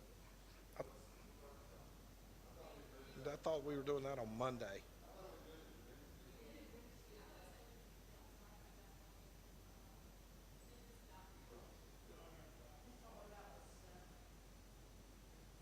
Melanie, can you do this?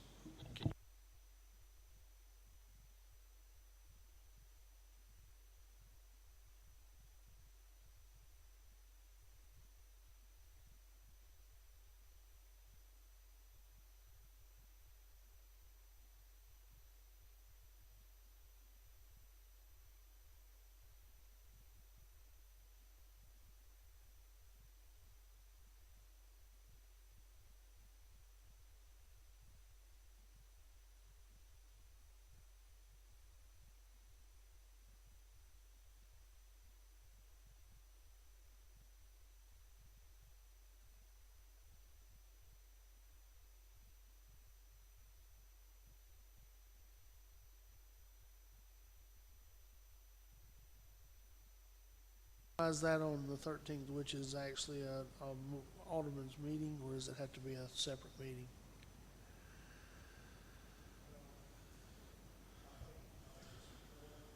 We do this separately from the alderman meeting. We typically have enough business to discuss during an alderman meeting.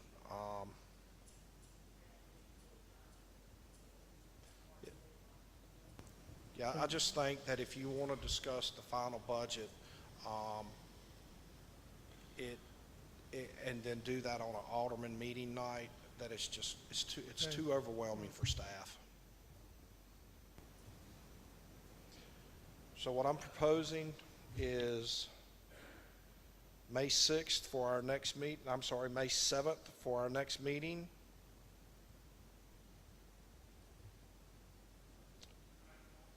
(9:00), 9 to 12. Probably finish up a little bit earlier. And then let's go ahead and tentatively schedule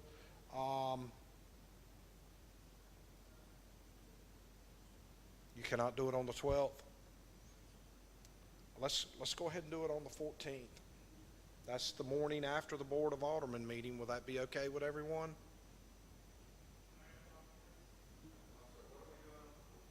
We're going to finalize. We're going to hammer it to be a clean budget.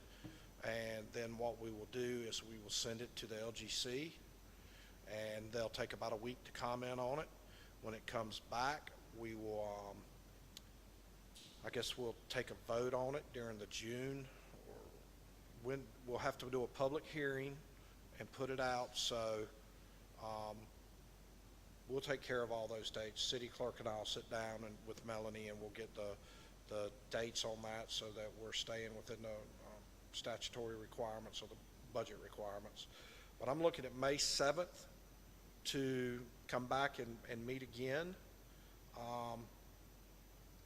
for another follow-up meeting. And then I would also like to meet again on May 14th. That is the day after that is the Friday morning of the alderman, the day after the alderman meeting. Does anybody have a conflict with that? Do you think there, I feel like we might be able to finish it next might. Friday. But I think we need to go ahead and get those dates set, and if we don't need it for that, then we'll just cancel the meeting. I mean, because on the 7th, if y'all want to plow through it till we're done, I mean, I'll be here all day. And like the mayor says, he works 15-hour shifts. He's just getting warmed up today. How does everybody feel about that? Mayor, is your schedule open? Are you scheduled for the ER either of those days? It is. I'm off those 2 days. Those are perfect. Thank you. Okay. Mark, do they work for you? John? Laura? Lo? Tom? Karen? Cool. Okay. Let's take a quick lunch break. Before we do that, let's talk trash.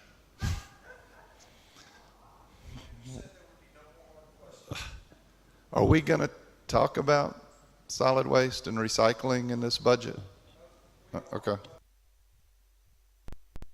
I'm going to bring that to the board at the May meeting. The contract with, is it GFC? The trash people expires this year. So what they're proposing to do, that's correct. So what they're doing, I believe so, John. Let me double check that, but that's normally what we do with them. They are not proposing any increases except for what the Southeastern CPI is this year, which their contract certainly allows for.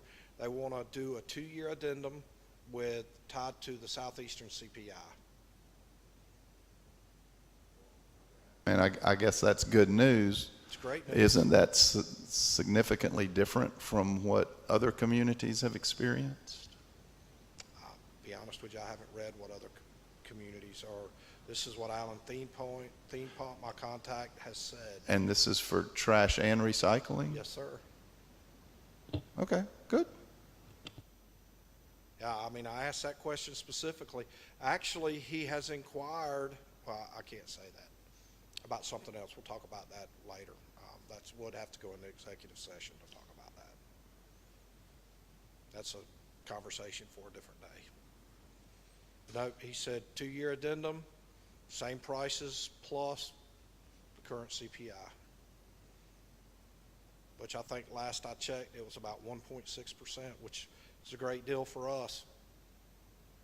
They're coming up, you know, everybody, Laura and I attended virtually a recycling conference, and they're really coming up with innovative ways to, you know, everybody's thinking that the cost of recycling, people don't want to do it anymore because China's not accepting our recycling anymore.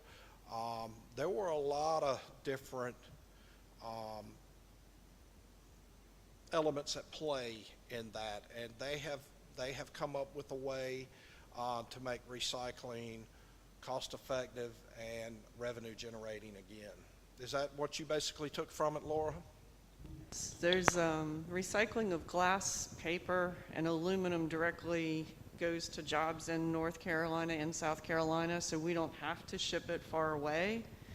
And the other element why I think there's confusion about cost, John, is this is one example where Southport can take pride in how they set up the contract originally. We set it up so that it was part of your utility bill, right? It's, you know, a cost that you pay monthly just like you do your sewer and water.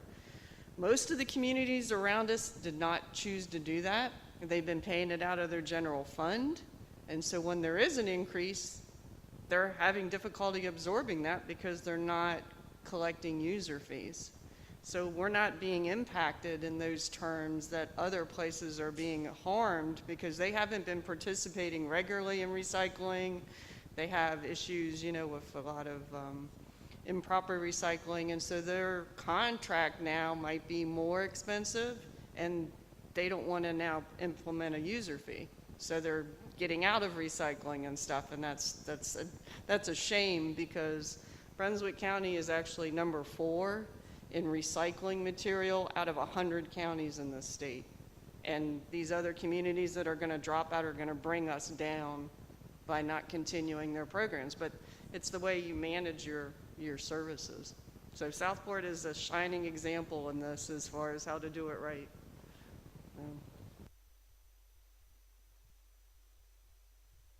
Thank you. All right, we'll take a short break. Thank you.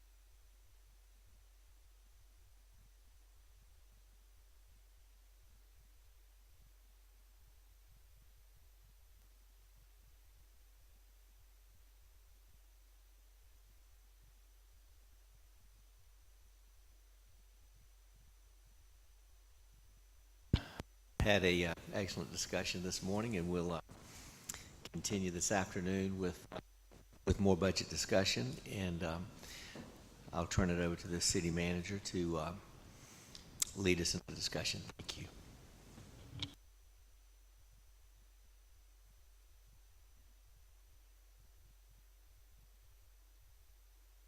Thank you, Mayor Hayden. So we're going to finish up the afternoon by let's talking about some of the requests that we had at last week's meeting, where the department heads came in and talked about some of their asks and some of their needs. We don't really have to drill down into each line item yet. I mean, you're more than welcome to. If you see something that concerns you, I'll be more than happy to try and address that for you. If I can't answer it, Melanie's here, and you know she knows everything about this. So, without further ado, let's start out with the planning and permitting department. Development services. Does anybody have any questions or concerns about Thomas's presentation that you like, you dislike, you want to remove, put in? I know, John, that we talked a little bit earlier about the contract services that we wanted to propose. That the requested was 30,000. We've proposed 20,000, but actually that number's 30,000. So we'll make that adjustment. Make it 25. Okay.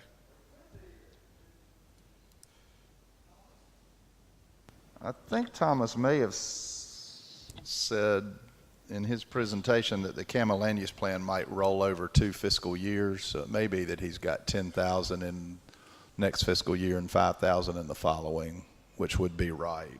So anyway, we'll find out. Just, you know, yeah. So I think maybe that's why 20,000 may be a correct number then, if that's the case.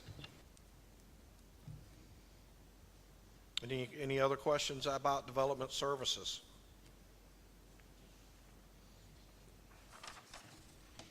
Okay, so no heartburn there. So let's move on to building and grounds.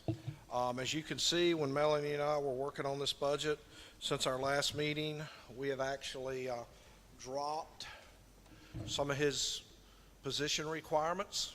Okay, that would work. Here you go, I'm ready.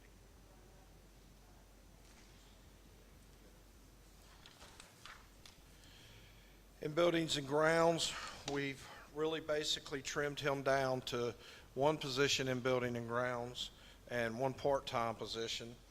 I'd like to reiterate that, you know, while everybody has a specific job title, when calamity strikes, we all work together in this department as a team. So it's not like, you know, he's going to be missing anything. So does anybody have any questions about that, about buildings and grounds? I questioned this last time because I don't know what it means. Beautification projects. That has nothing to do with us, that beautification committee. 2910, but there's nothing proposed, but it's just say Right. 219. That actually. beautification has been moved over to Randy's I department. know, but it's still in tourism. here is what I'm saying. Well, that's because in that year, that 2019. Oh, okay. It's 2019. Okay. Got it? Okay, thank you.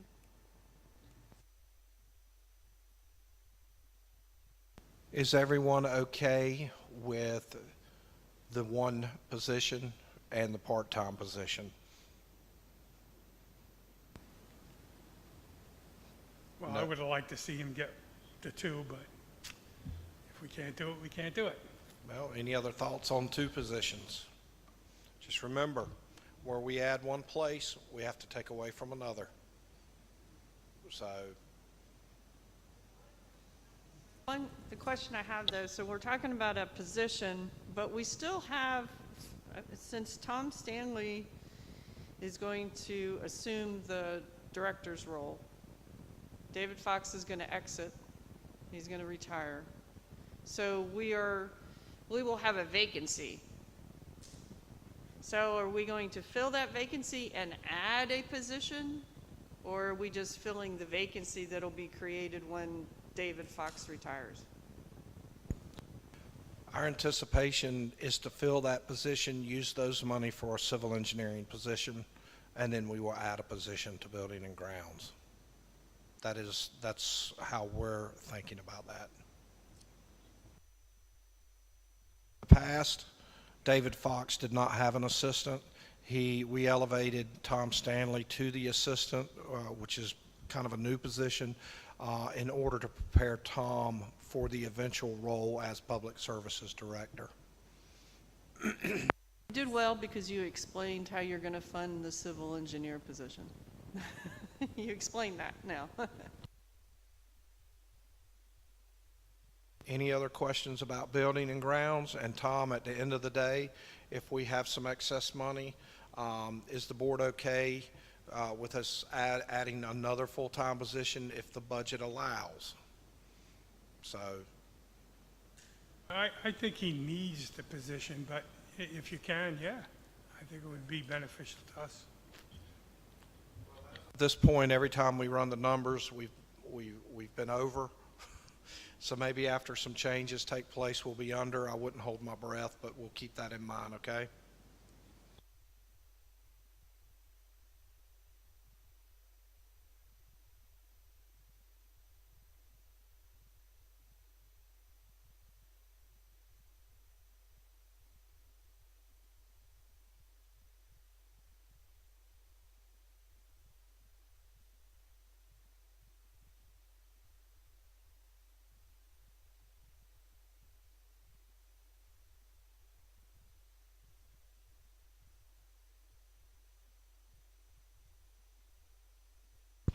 Clarity for me. We use David Fox's position for a civil engineer, and then we add 1.5 or one full-time and one half-time.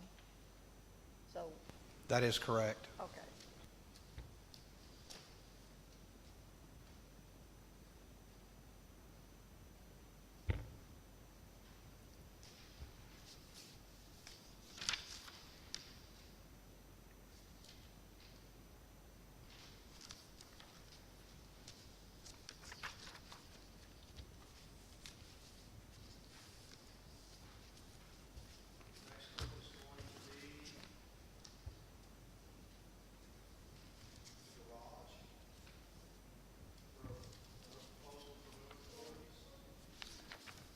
Thank you. The next one is garage. There are no proposed new positions here. The only thing that we changed was we split up the cost of some new capital equipment between the fire department and the garage. We also eliminated, when in conversation with Tom Stanley, we also eliminated in the capital outlay for equipment, we removed the Robinair refrigerant recovery machine.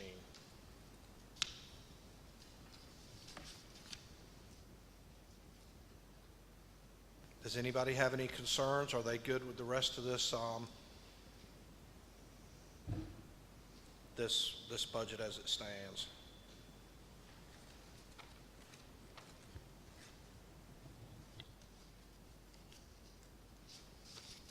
Okay, moving forward, we'll be looking at the streets again. This is a normal budget. I can't think of anything that was out of the ordinary in a normal year that we would request. Does anybody have any questions about the streets budget? I think we've talked about how we need road improvements, and that will be what we will fund in the capital improvement fund. The change made in the streets department on line, the 2600 line for department supplies, David originally had 30,000 in there for street signs, and he has just recently purchased 20,000, so we lowered that by $20,000. So it went from 45,000 to $25,000. Thank you, Melanie. Any other questions, comments? Okay, moving on. We're going to go to the Water and Sewer Fund. Of course, we're going to have an increase in the water rates. We're still in conversation with the county on that, what that's going to look like. Melanie and I have a meeting with the county tomorrow afternoon at 2:30 to discuss this. It's with all the municipalities that participate in the system that we're in. The name of it, the Brunswick County Sewer Service Agreement, county people. It's us and Oak Island and Holden Beach. So we'll have more information about that. As I explained earlier, that's a pass-through account, so don't want to make money. Well, we would like to make a little bit of money, but that most definitely we don't want to lose money. So as soon as that kind of hashes itself out, we will have the numbers tight on that, and I expect that to happen in the next week or so because they understand we're in budget season right now. Any questions, comments?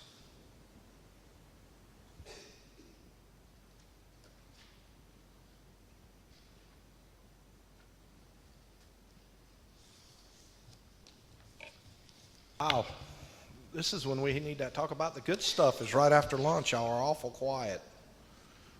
So, okay, well, moving along.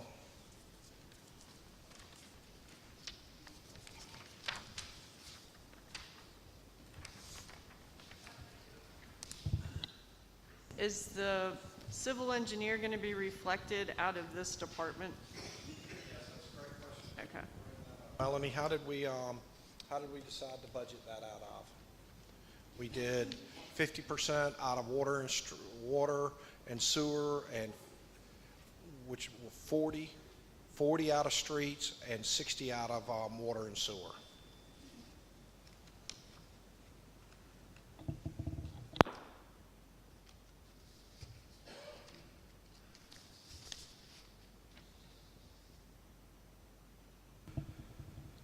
Parks and Recreation. We added, really the difference that we brought in was the $2,600 to be added to the departmental supplies, wasn't it, in that line item for robotics?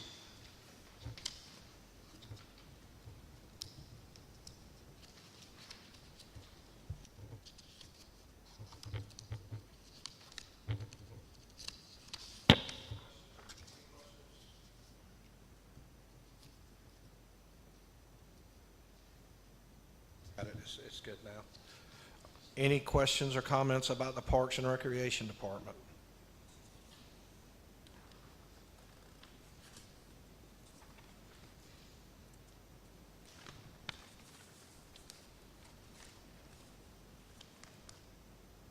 Okay, let's talk about the community building. Here's where we kind of got a little confusion this morning. Let's get some clarity. Basically, what is the board's pleasure? Would you like the community building to be under tourism now as another FTE position that Randy could use it for marketing and marketing both the city and the community building? So if y'all would let me know what your pleasure is concerning that position so that I can go ahead and drill down that and get it into the correct department budget, I would be most appreciative. I'm good with that.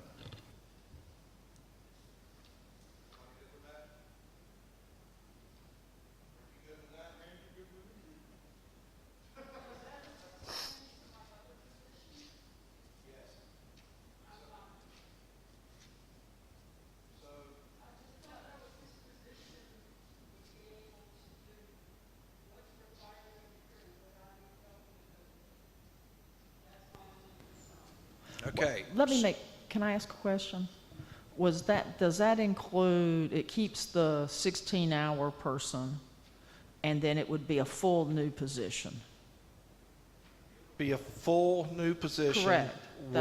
With my anticipation being 50% of the time spent on community building and 50% of the time doing the other activities that he needs. If he's not comfortable with that, okay, then what the other option is going to be the community building is going to be left under the umbrella of Parks and Recreation. And then you need to decide whether you're going to fund another position for his department. And I need to know that today. So it's decision time. Is that fair enough, Randy?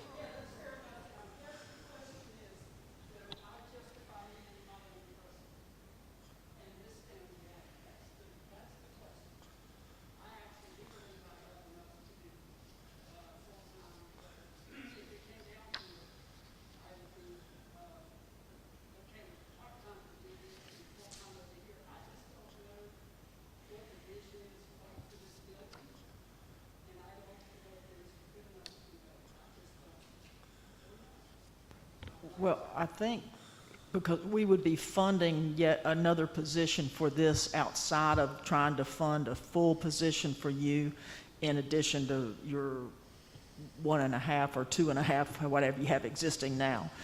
I think it's going to be difficult to have somebody just for this stand alone, because I think it needs to be part of something. And I don't know if you could do it for a year and see and then know. That's what I would ask, to have a full-time. And I think another part of it too is there's $25,000 in part-time employees allocated to this building. So even if you had if we were sharing one full-time person doing booking this and working on marketing and tourism, you still got almost half of another person to assist with this building as far as being here, I guess for setups and events and checking after it and all that person would not, the half-time marketing person would not have to do. I mean, to me, it buys you a lot of, extra hours.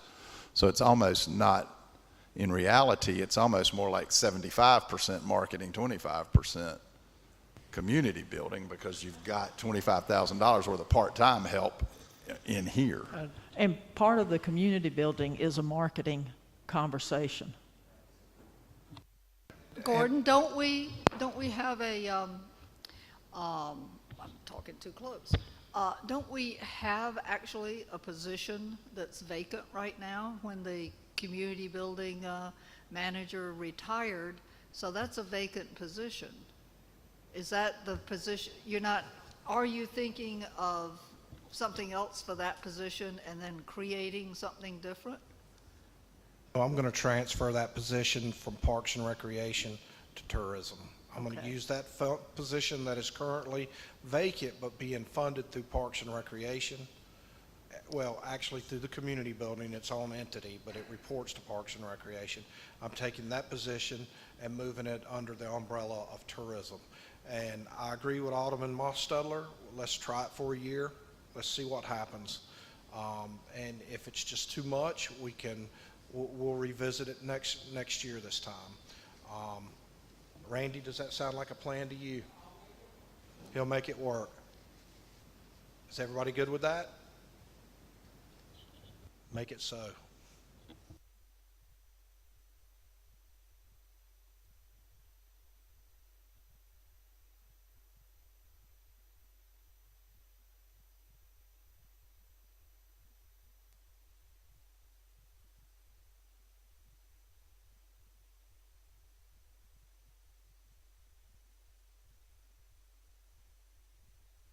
Moving on, electric fund.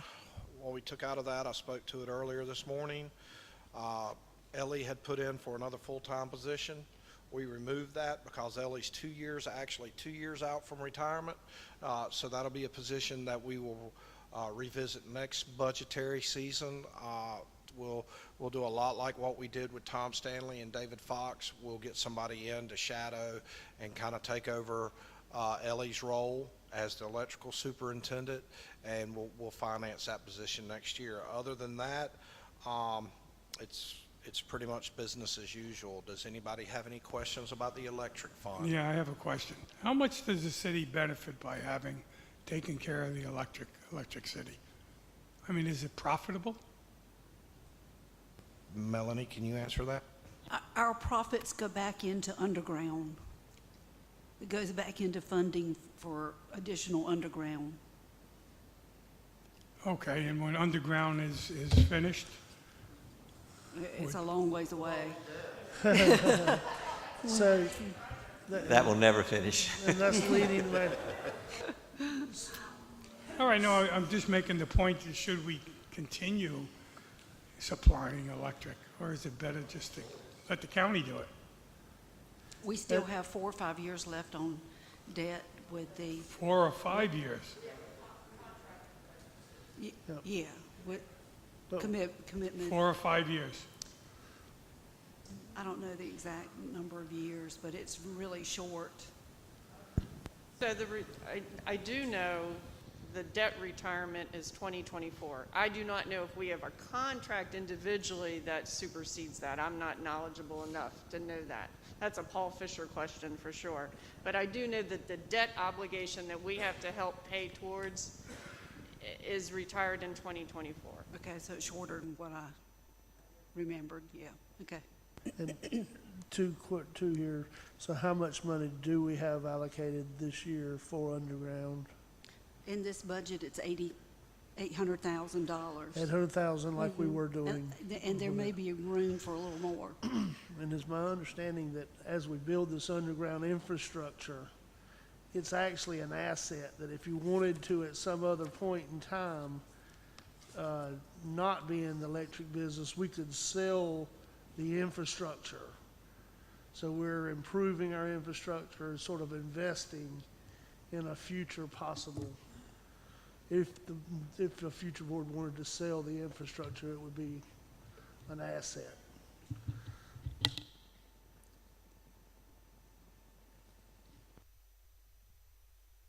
Any other questions? Okay, we'll finalize that particular department. Next up is tourism. We've just talked about adding another FTE to tourism. We also added $25,000 in audio-visual equipment to upgrade our system to be able to have presentations that not only our in-person attendees can see, but our online attendees can see as well.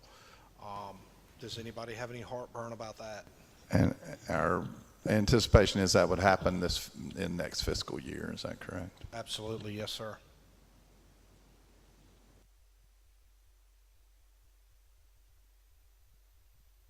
No comments, we'll move on to the next one.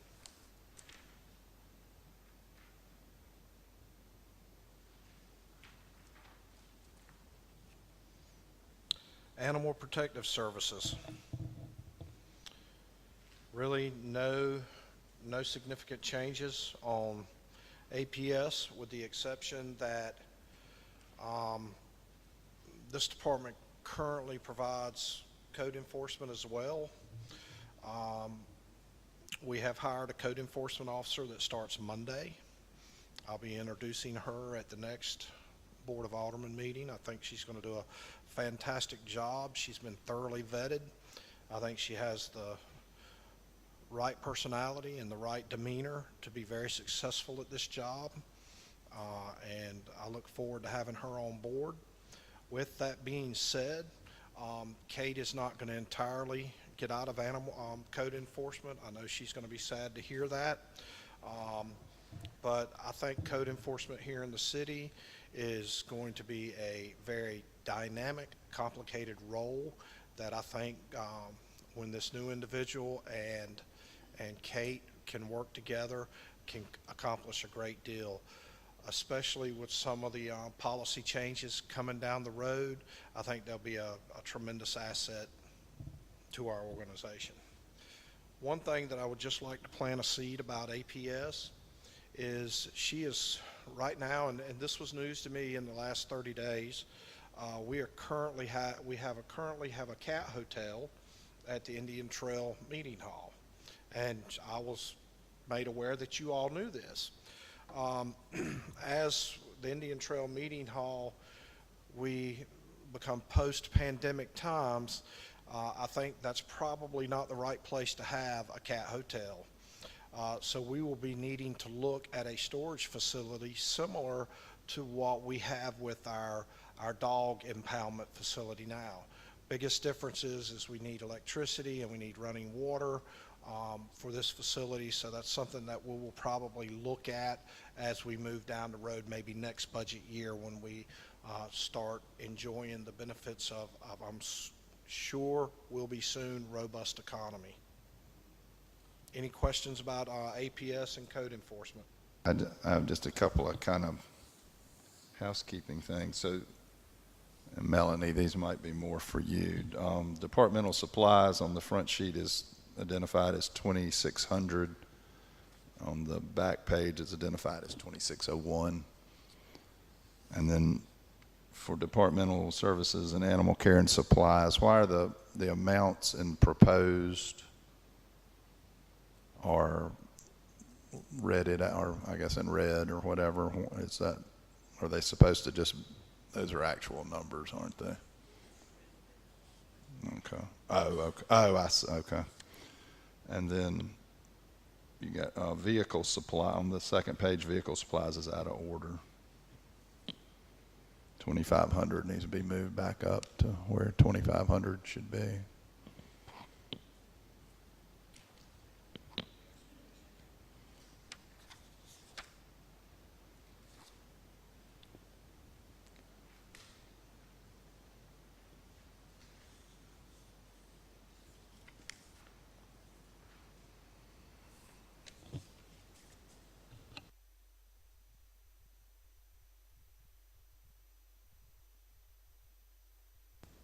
Any other comments, concerns about APS code enforcement? The next two departments, as you're all aware, consume probably half of our budget. That's fire and public safety. I mean, fire and police. The chief did ask for a new position as I think he called it a battalion chief for EMS. What is the board's thoughts on that? Yay or nay? And I'll entertain comments now.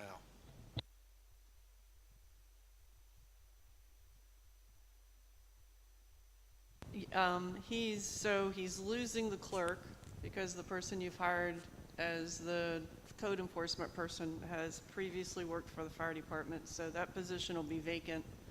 So you'll have salary money from there.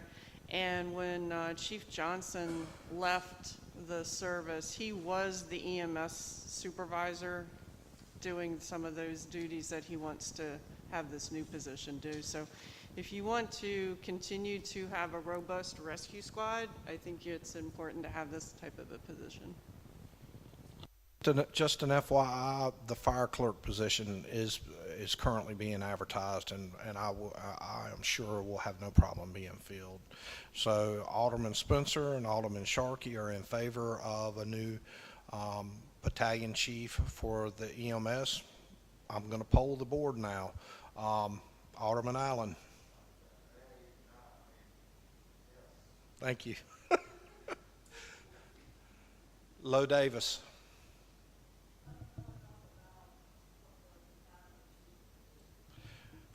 The battalion chief, if I remember correctly, the conversation from Charles would be right now we can do in-service training for the fire side.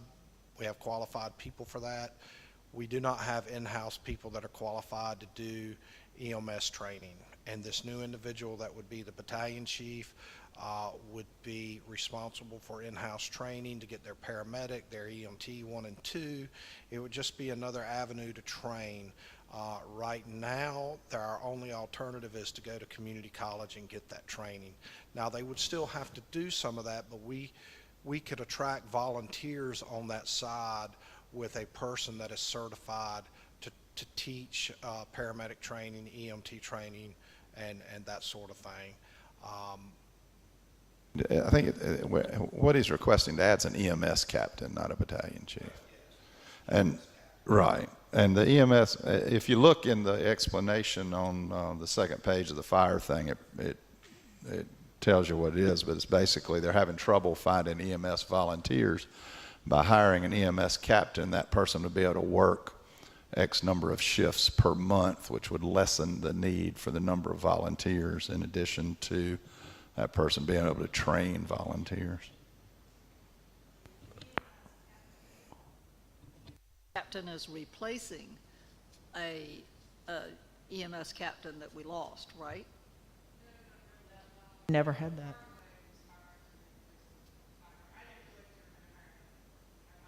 Clerk's position was going to stay vacant. I wasn't aware they were going to fill the clerk's position. So this would be an additional position. Yeah, but Charles, when I talked to Chief Drew, my understanding was that they have fewer volunteers, so the stipends that we're going to pay those volunteers is actually mostly going to fund this position. And the battalion chief would be also a new position, or a...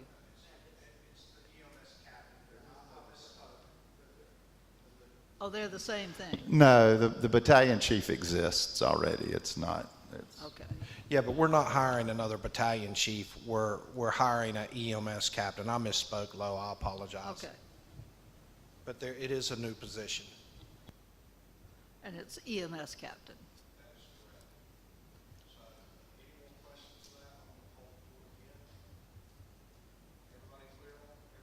On that? John? Mark? Laura? Lo? Tom? Karen? Mayor?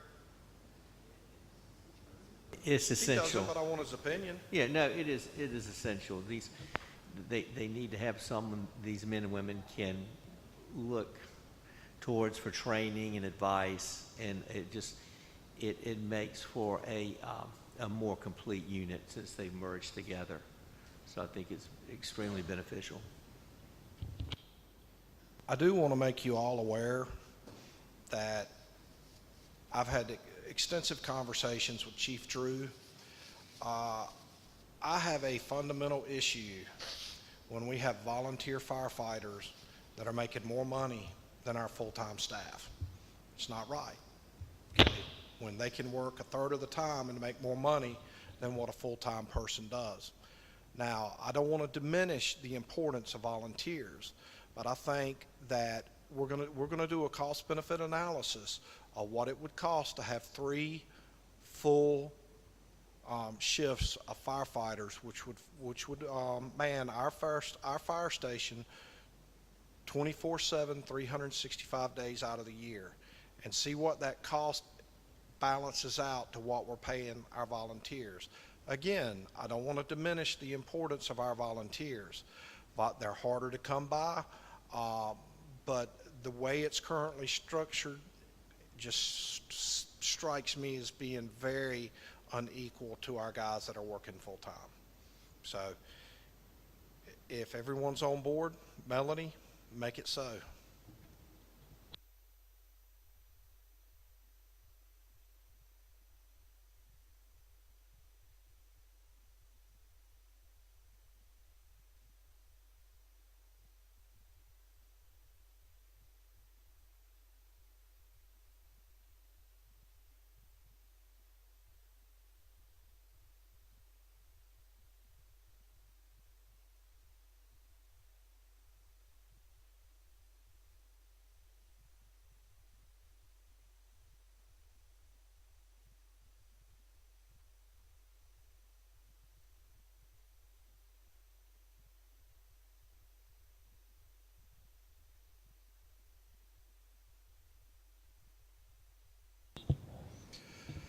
Next department is the police department.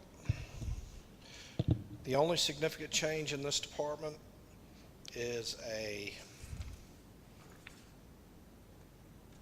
increase in wages to bring them more in line with what other departments currently in our region are paying. This is a $4,000 increase from our starting officers, from our hiring range, for the police chief and 12 officers.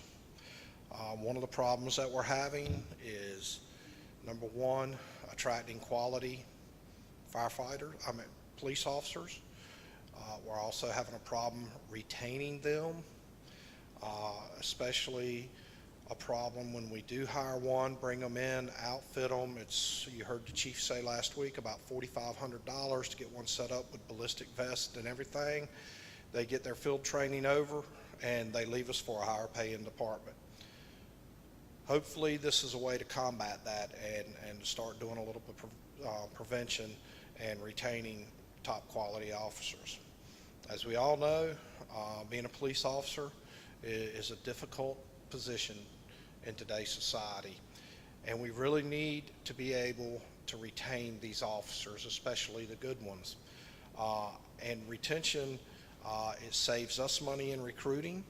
It also allows our patrol officers to become more familiar with the residents in the community. And it's not a stranger when you see somebody new every 6 months. Somebody's only here for 12 months, they don't get an opportunity to meet the people in the community. Other than that rate increase, that's really the only difference that you're seeing in the police department budget this year. I'll entertain any comments and concerns now about this requested increase.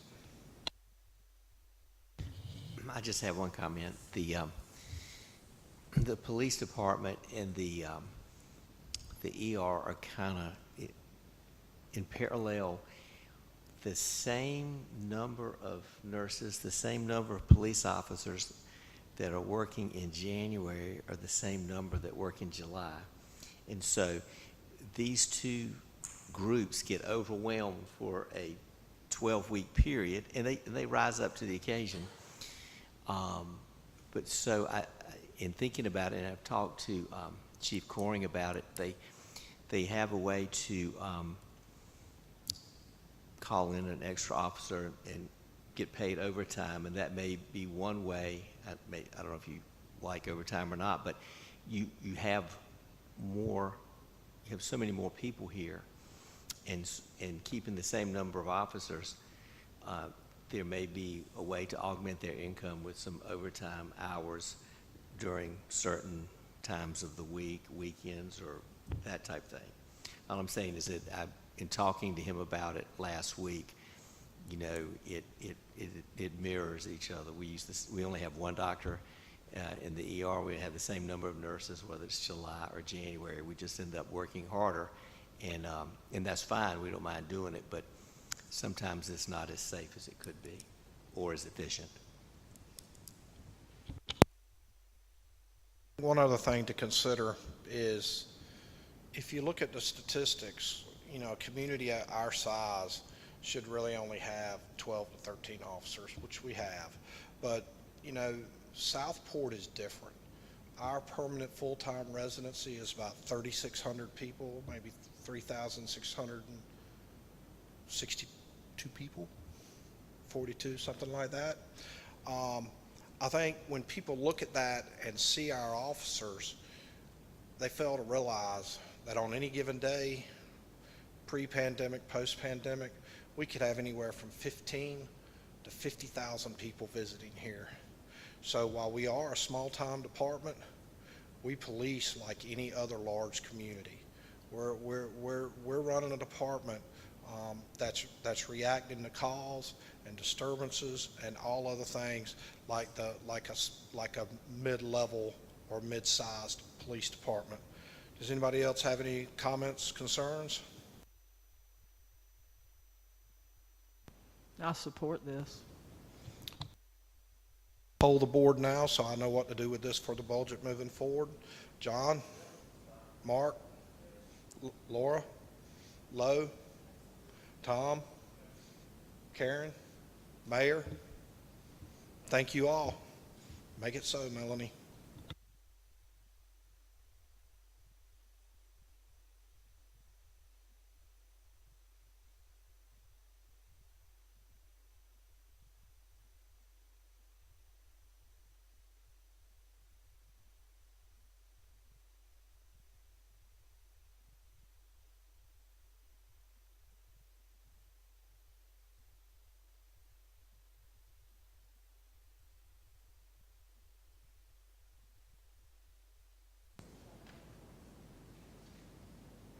If we made any changes on general government, it was to decrease something. We didn't add any.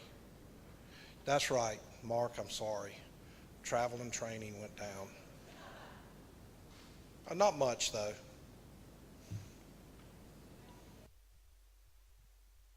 Thank you. That is our biggest request for general government. Thank you, Dory. We would like to go electronic for our meetings. We would like as opposed to killing a couple dozen trees per meeting, we would like to start using either the iPad or the Surface Pro. There is a significant price difference in between the two. Galaxy S7 for the iPad. Okay, so but basically in a nutshell, we've added, I think, what was it, $10,000, 11 for this particular these pieces of equipment. What we would do is preload the information into your tablet, hand it out at the board meeting or prior to the board meeting, just like what we do with an agenda. It would make it easier to make edits for us. And, you know, it's technology. It's the way everybody's moving forward. Everybody okay with that? Concerns and comments? About this for about 2 years now, so let's move forward. Thank you. We'll make that happen.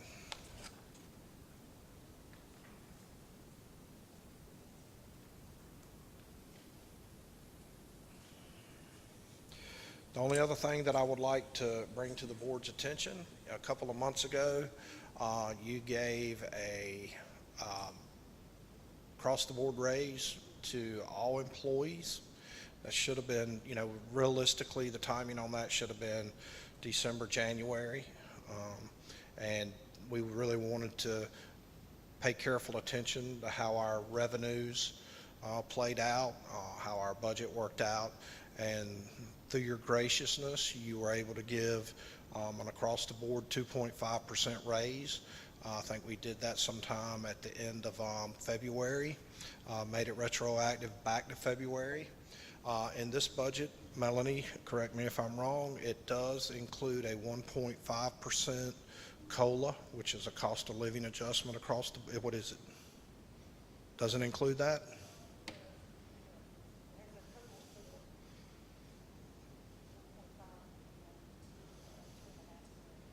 And 2.5 for merit, which will probably change because we're starting the performance appraisal. We have finished getting all the documentation ready for the department heads. I believe that's what your request was.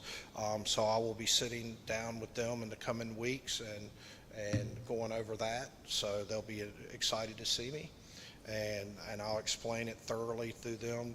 That'll be part of their training process. Then we'll move it down to the rest of the staff. But I did want to make it aware that, you know, that increase is in there. I didn't want anything. I want to be full of transparency with you guys. Any concerns or comments about that?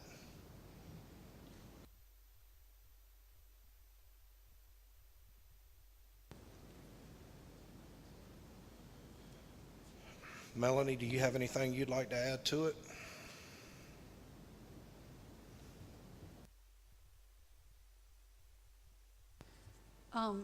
Most recently, Enterprise is who we lease our automobiles from, and just in the last day or two, I've gotten an email from them with some numbers. And so on the next budget, I'm going to be changing a little bit of the vehicle capital items.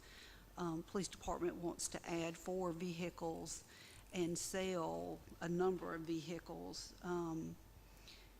And so I need to kind of put those numbers in here. And some of those vehicles are also, will affect Public Works a little bit, and maybe even Parks and Rec. So we'll be coming back to you with the enterprise piece for this upcoming budget. Will that be revenue neutral? I think it will, actually, because the projection is selling about $75,000 worth of our own automobiles. Yeah, which will be, I think, more than enough to offset any lease purchase for this year. for this upcoming year. So that will be in the next budget meeting. I know I did provide y'all today with some more sheets, which has all the staff's salaries or anything, if you have any questions about any of that. And I also expect to have some projections back from insurance companies on a group health program. Have you gotten any indication of what kind of increase, if any, they're going to be looking at? There's no increase whatsoever. We're hoping for a decrease, a sizable decrease is what I've been promised. I know, and they claim it's because of COVID.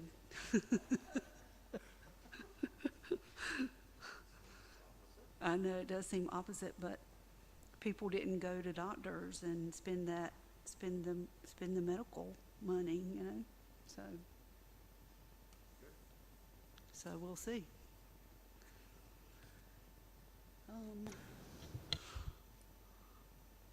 I can't think of anything else at the moment. Thank you, Melanie. So that's about all I have for today. I think we've covered a lot. We've made a lot of positive progress. We can take this now and continue to craft it and make it a document that we can all be proud of. This isn't the first time I'm going to say it, and it certainly won't be the last time. I'd be remiss if I didn't thank Melanie Trexler for all of her hard work in this. Y'all just wouldn't believe the amount of time and effort it goes into building this budget. I would also like to thank the department heads for taking the time to carefully consider their needs and what they have to have. They've done a great job, and they've followed our request to get their request in on a timely manner, and so I really appreciate that. I really appreciate the Board of Aldermen and the mayor's input about our budget. As we move forward, we will continue to make progress and drill down deeper and tighten it up even more so that when we come to pass it in the June board meeting, we'll have a balanced budget that we can be proud of. And if y'all have no other questions for me, I will cut the microphone off and go sit down. I don't have a question, but I do want to thank Gordon and Melanie for all their work on this, and especially thank Gordon for all his fantastic work on getting this FEMA reimbursement money, because that's a big deal. I think we actually recovered some money that we had from ages past, so that's kind of like found money. So that's wonderful. Thank you all.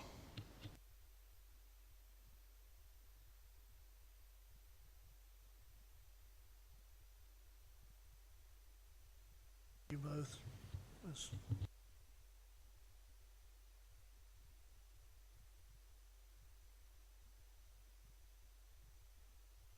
Thank you, Melanie, for anticipating a lot of our questions. Telling us about the COLA increase and all that kind of stuff really helps us know, that we've got it all put together right now, and we're not scrambling later when we want to make sure that the money's available for those things. So I appreciate that. Appreciate all the productivity today. I did have a question, and I incorrectly asked that it be added to the budget or the agenda, because I just wanted to bring up the topic. The topic was the city dock, and the question is, if the city dock has been inspected and the work's all finished and everything, can we go ahead and take the sign off of it that says closed and let it be used by the public, understanding we will still have a ribbon cutting ceremony as scheduled? But let's go ahead and make it available with the weather being as pleasant as it is and everything for people to start using it. I agree. I think we should open it as soon as it's ready, and I think Gordon indicated he's working on having some signage made, and as soon as that's done, then it'll be put up and open. So. Yeah, I think the signage will be ready May 5th. Gordon got that, it's fine. Okay, Alderman Davis. I too thank the two of you for what you've done and how clearly you have explained it to us and provided us with all these documents. And I thank you for going after it with a very sharp pencil. Clearly you have looked for everything that you possibly can to cut, but still provide the services that are needed. Thank you. Again, thank you very much for your work, and I know we're on the right path.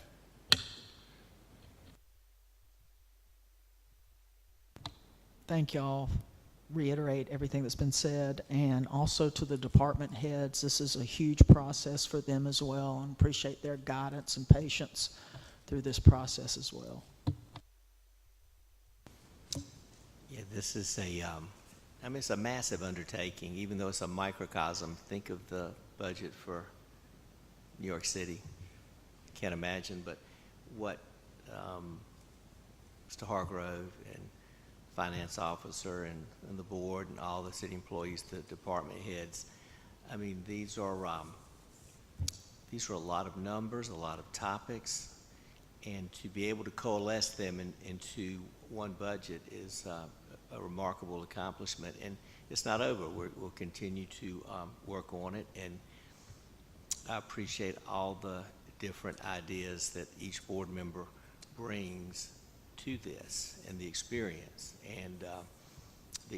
that Mr. Hargrove brings as someone who's been in the public sector as well as the private sector. I think that helps tremendously. And Melanie, I know this is the busiest time of year for you, and thank you for that. I know you and your staff. And for me, I learn a lot. Every time we do this budget, I become a little more familiar with it each time. And it is a process, and it's a process that goes all year long, but then you just have to focus on it at a certain period of time more forcefully than usual. But it is a year-long process. In terms of the city dock, why don't we talk to the city manager about it, and we need to have the chief of police involved and everyone involved before we open it up. We want to make sure it's open safely in a big crowd and that type of thing, and we want to have a wonderful ribbon cutting, so we can certainly talk to city staff about that. Are there any other comments before I ask for a motion to adjourn? I want to thank Randy and Lisa for sending this out to the citizens, and thank everyone for attending. Thank you, Mr. All, for being here again. You continue to hold the record, sir. I'll entertain a motion to adjourn. Mayor Pro Tem, and second by Mr. Lombardi and Mr. Allen. All in favor? Motion adjourned. Meeting adjourned. Thank you.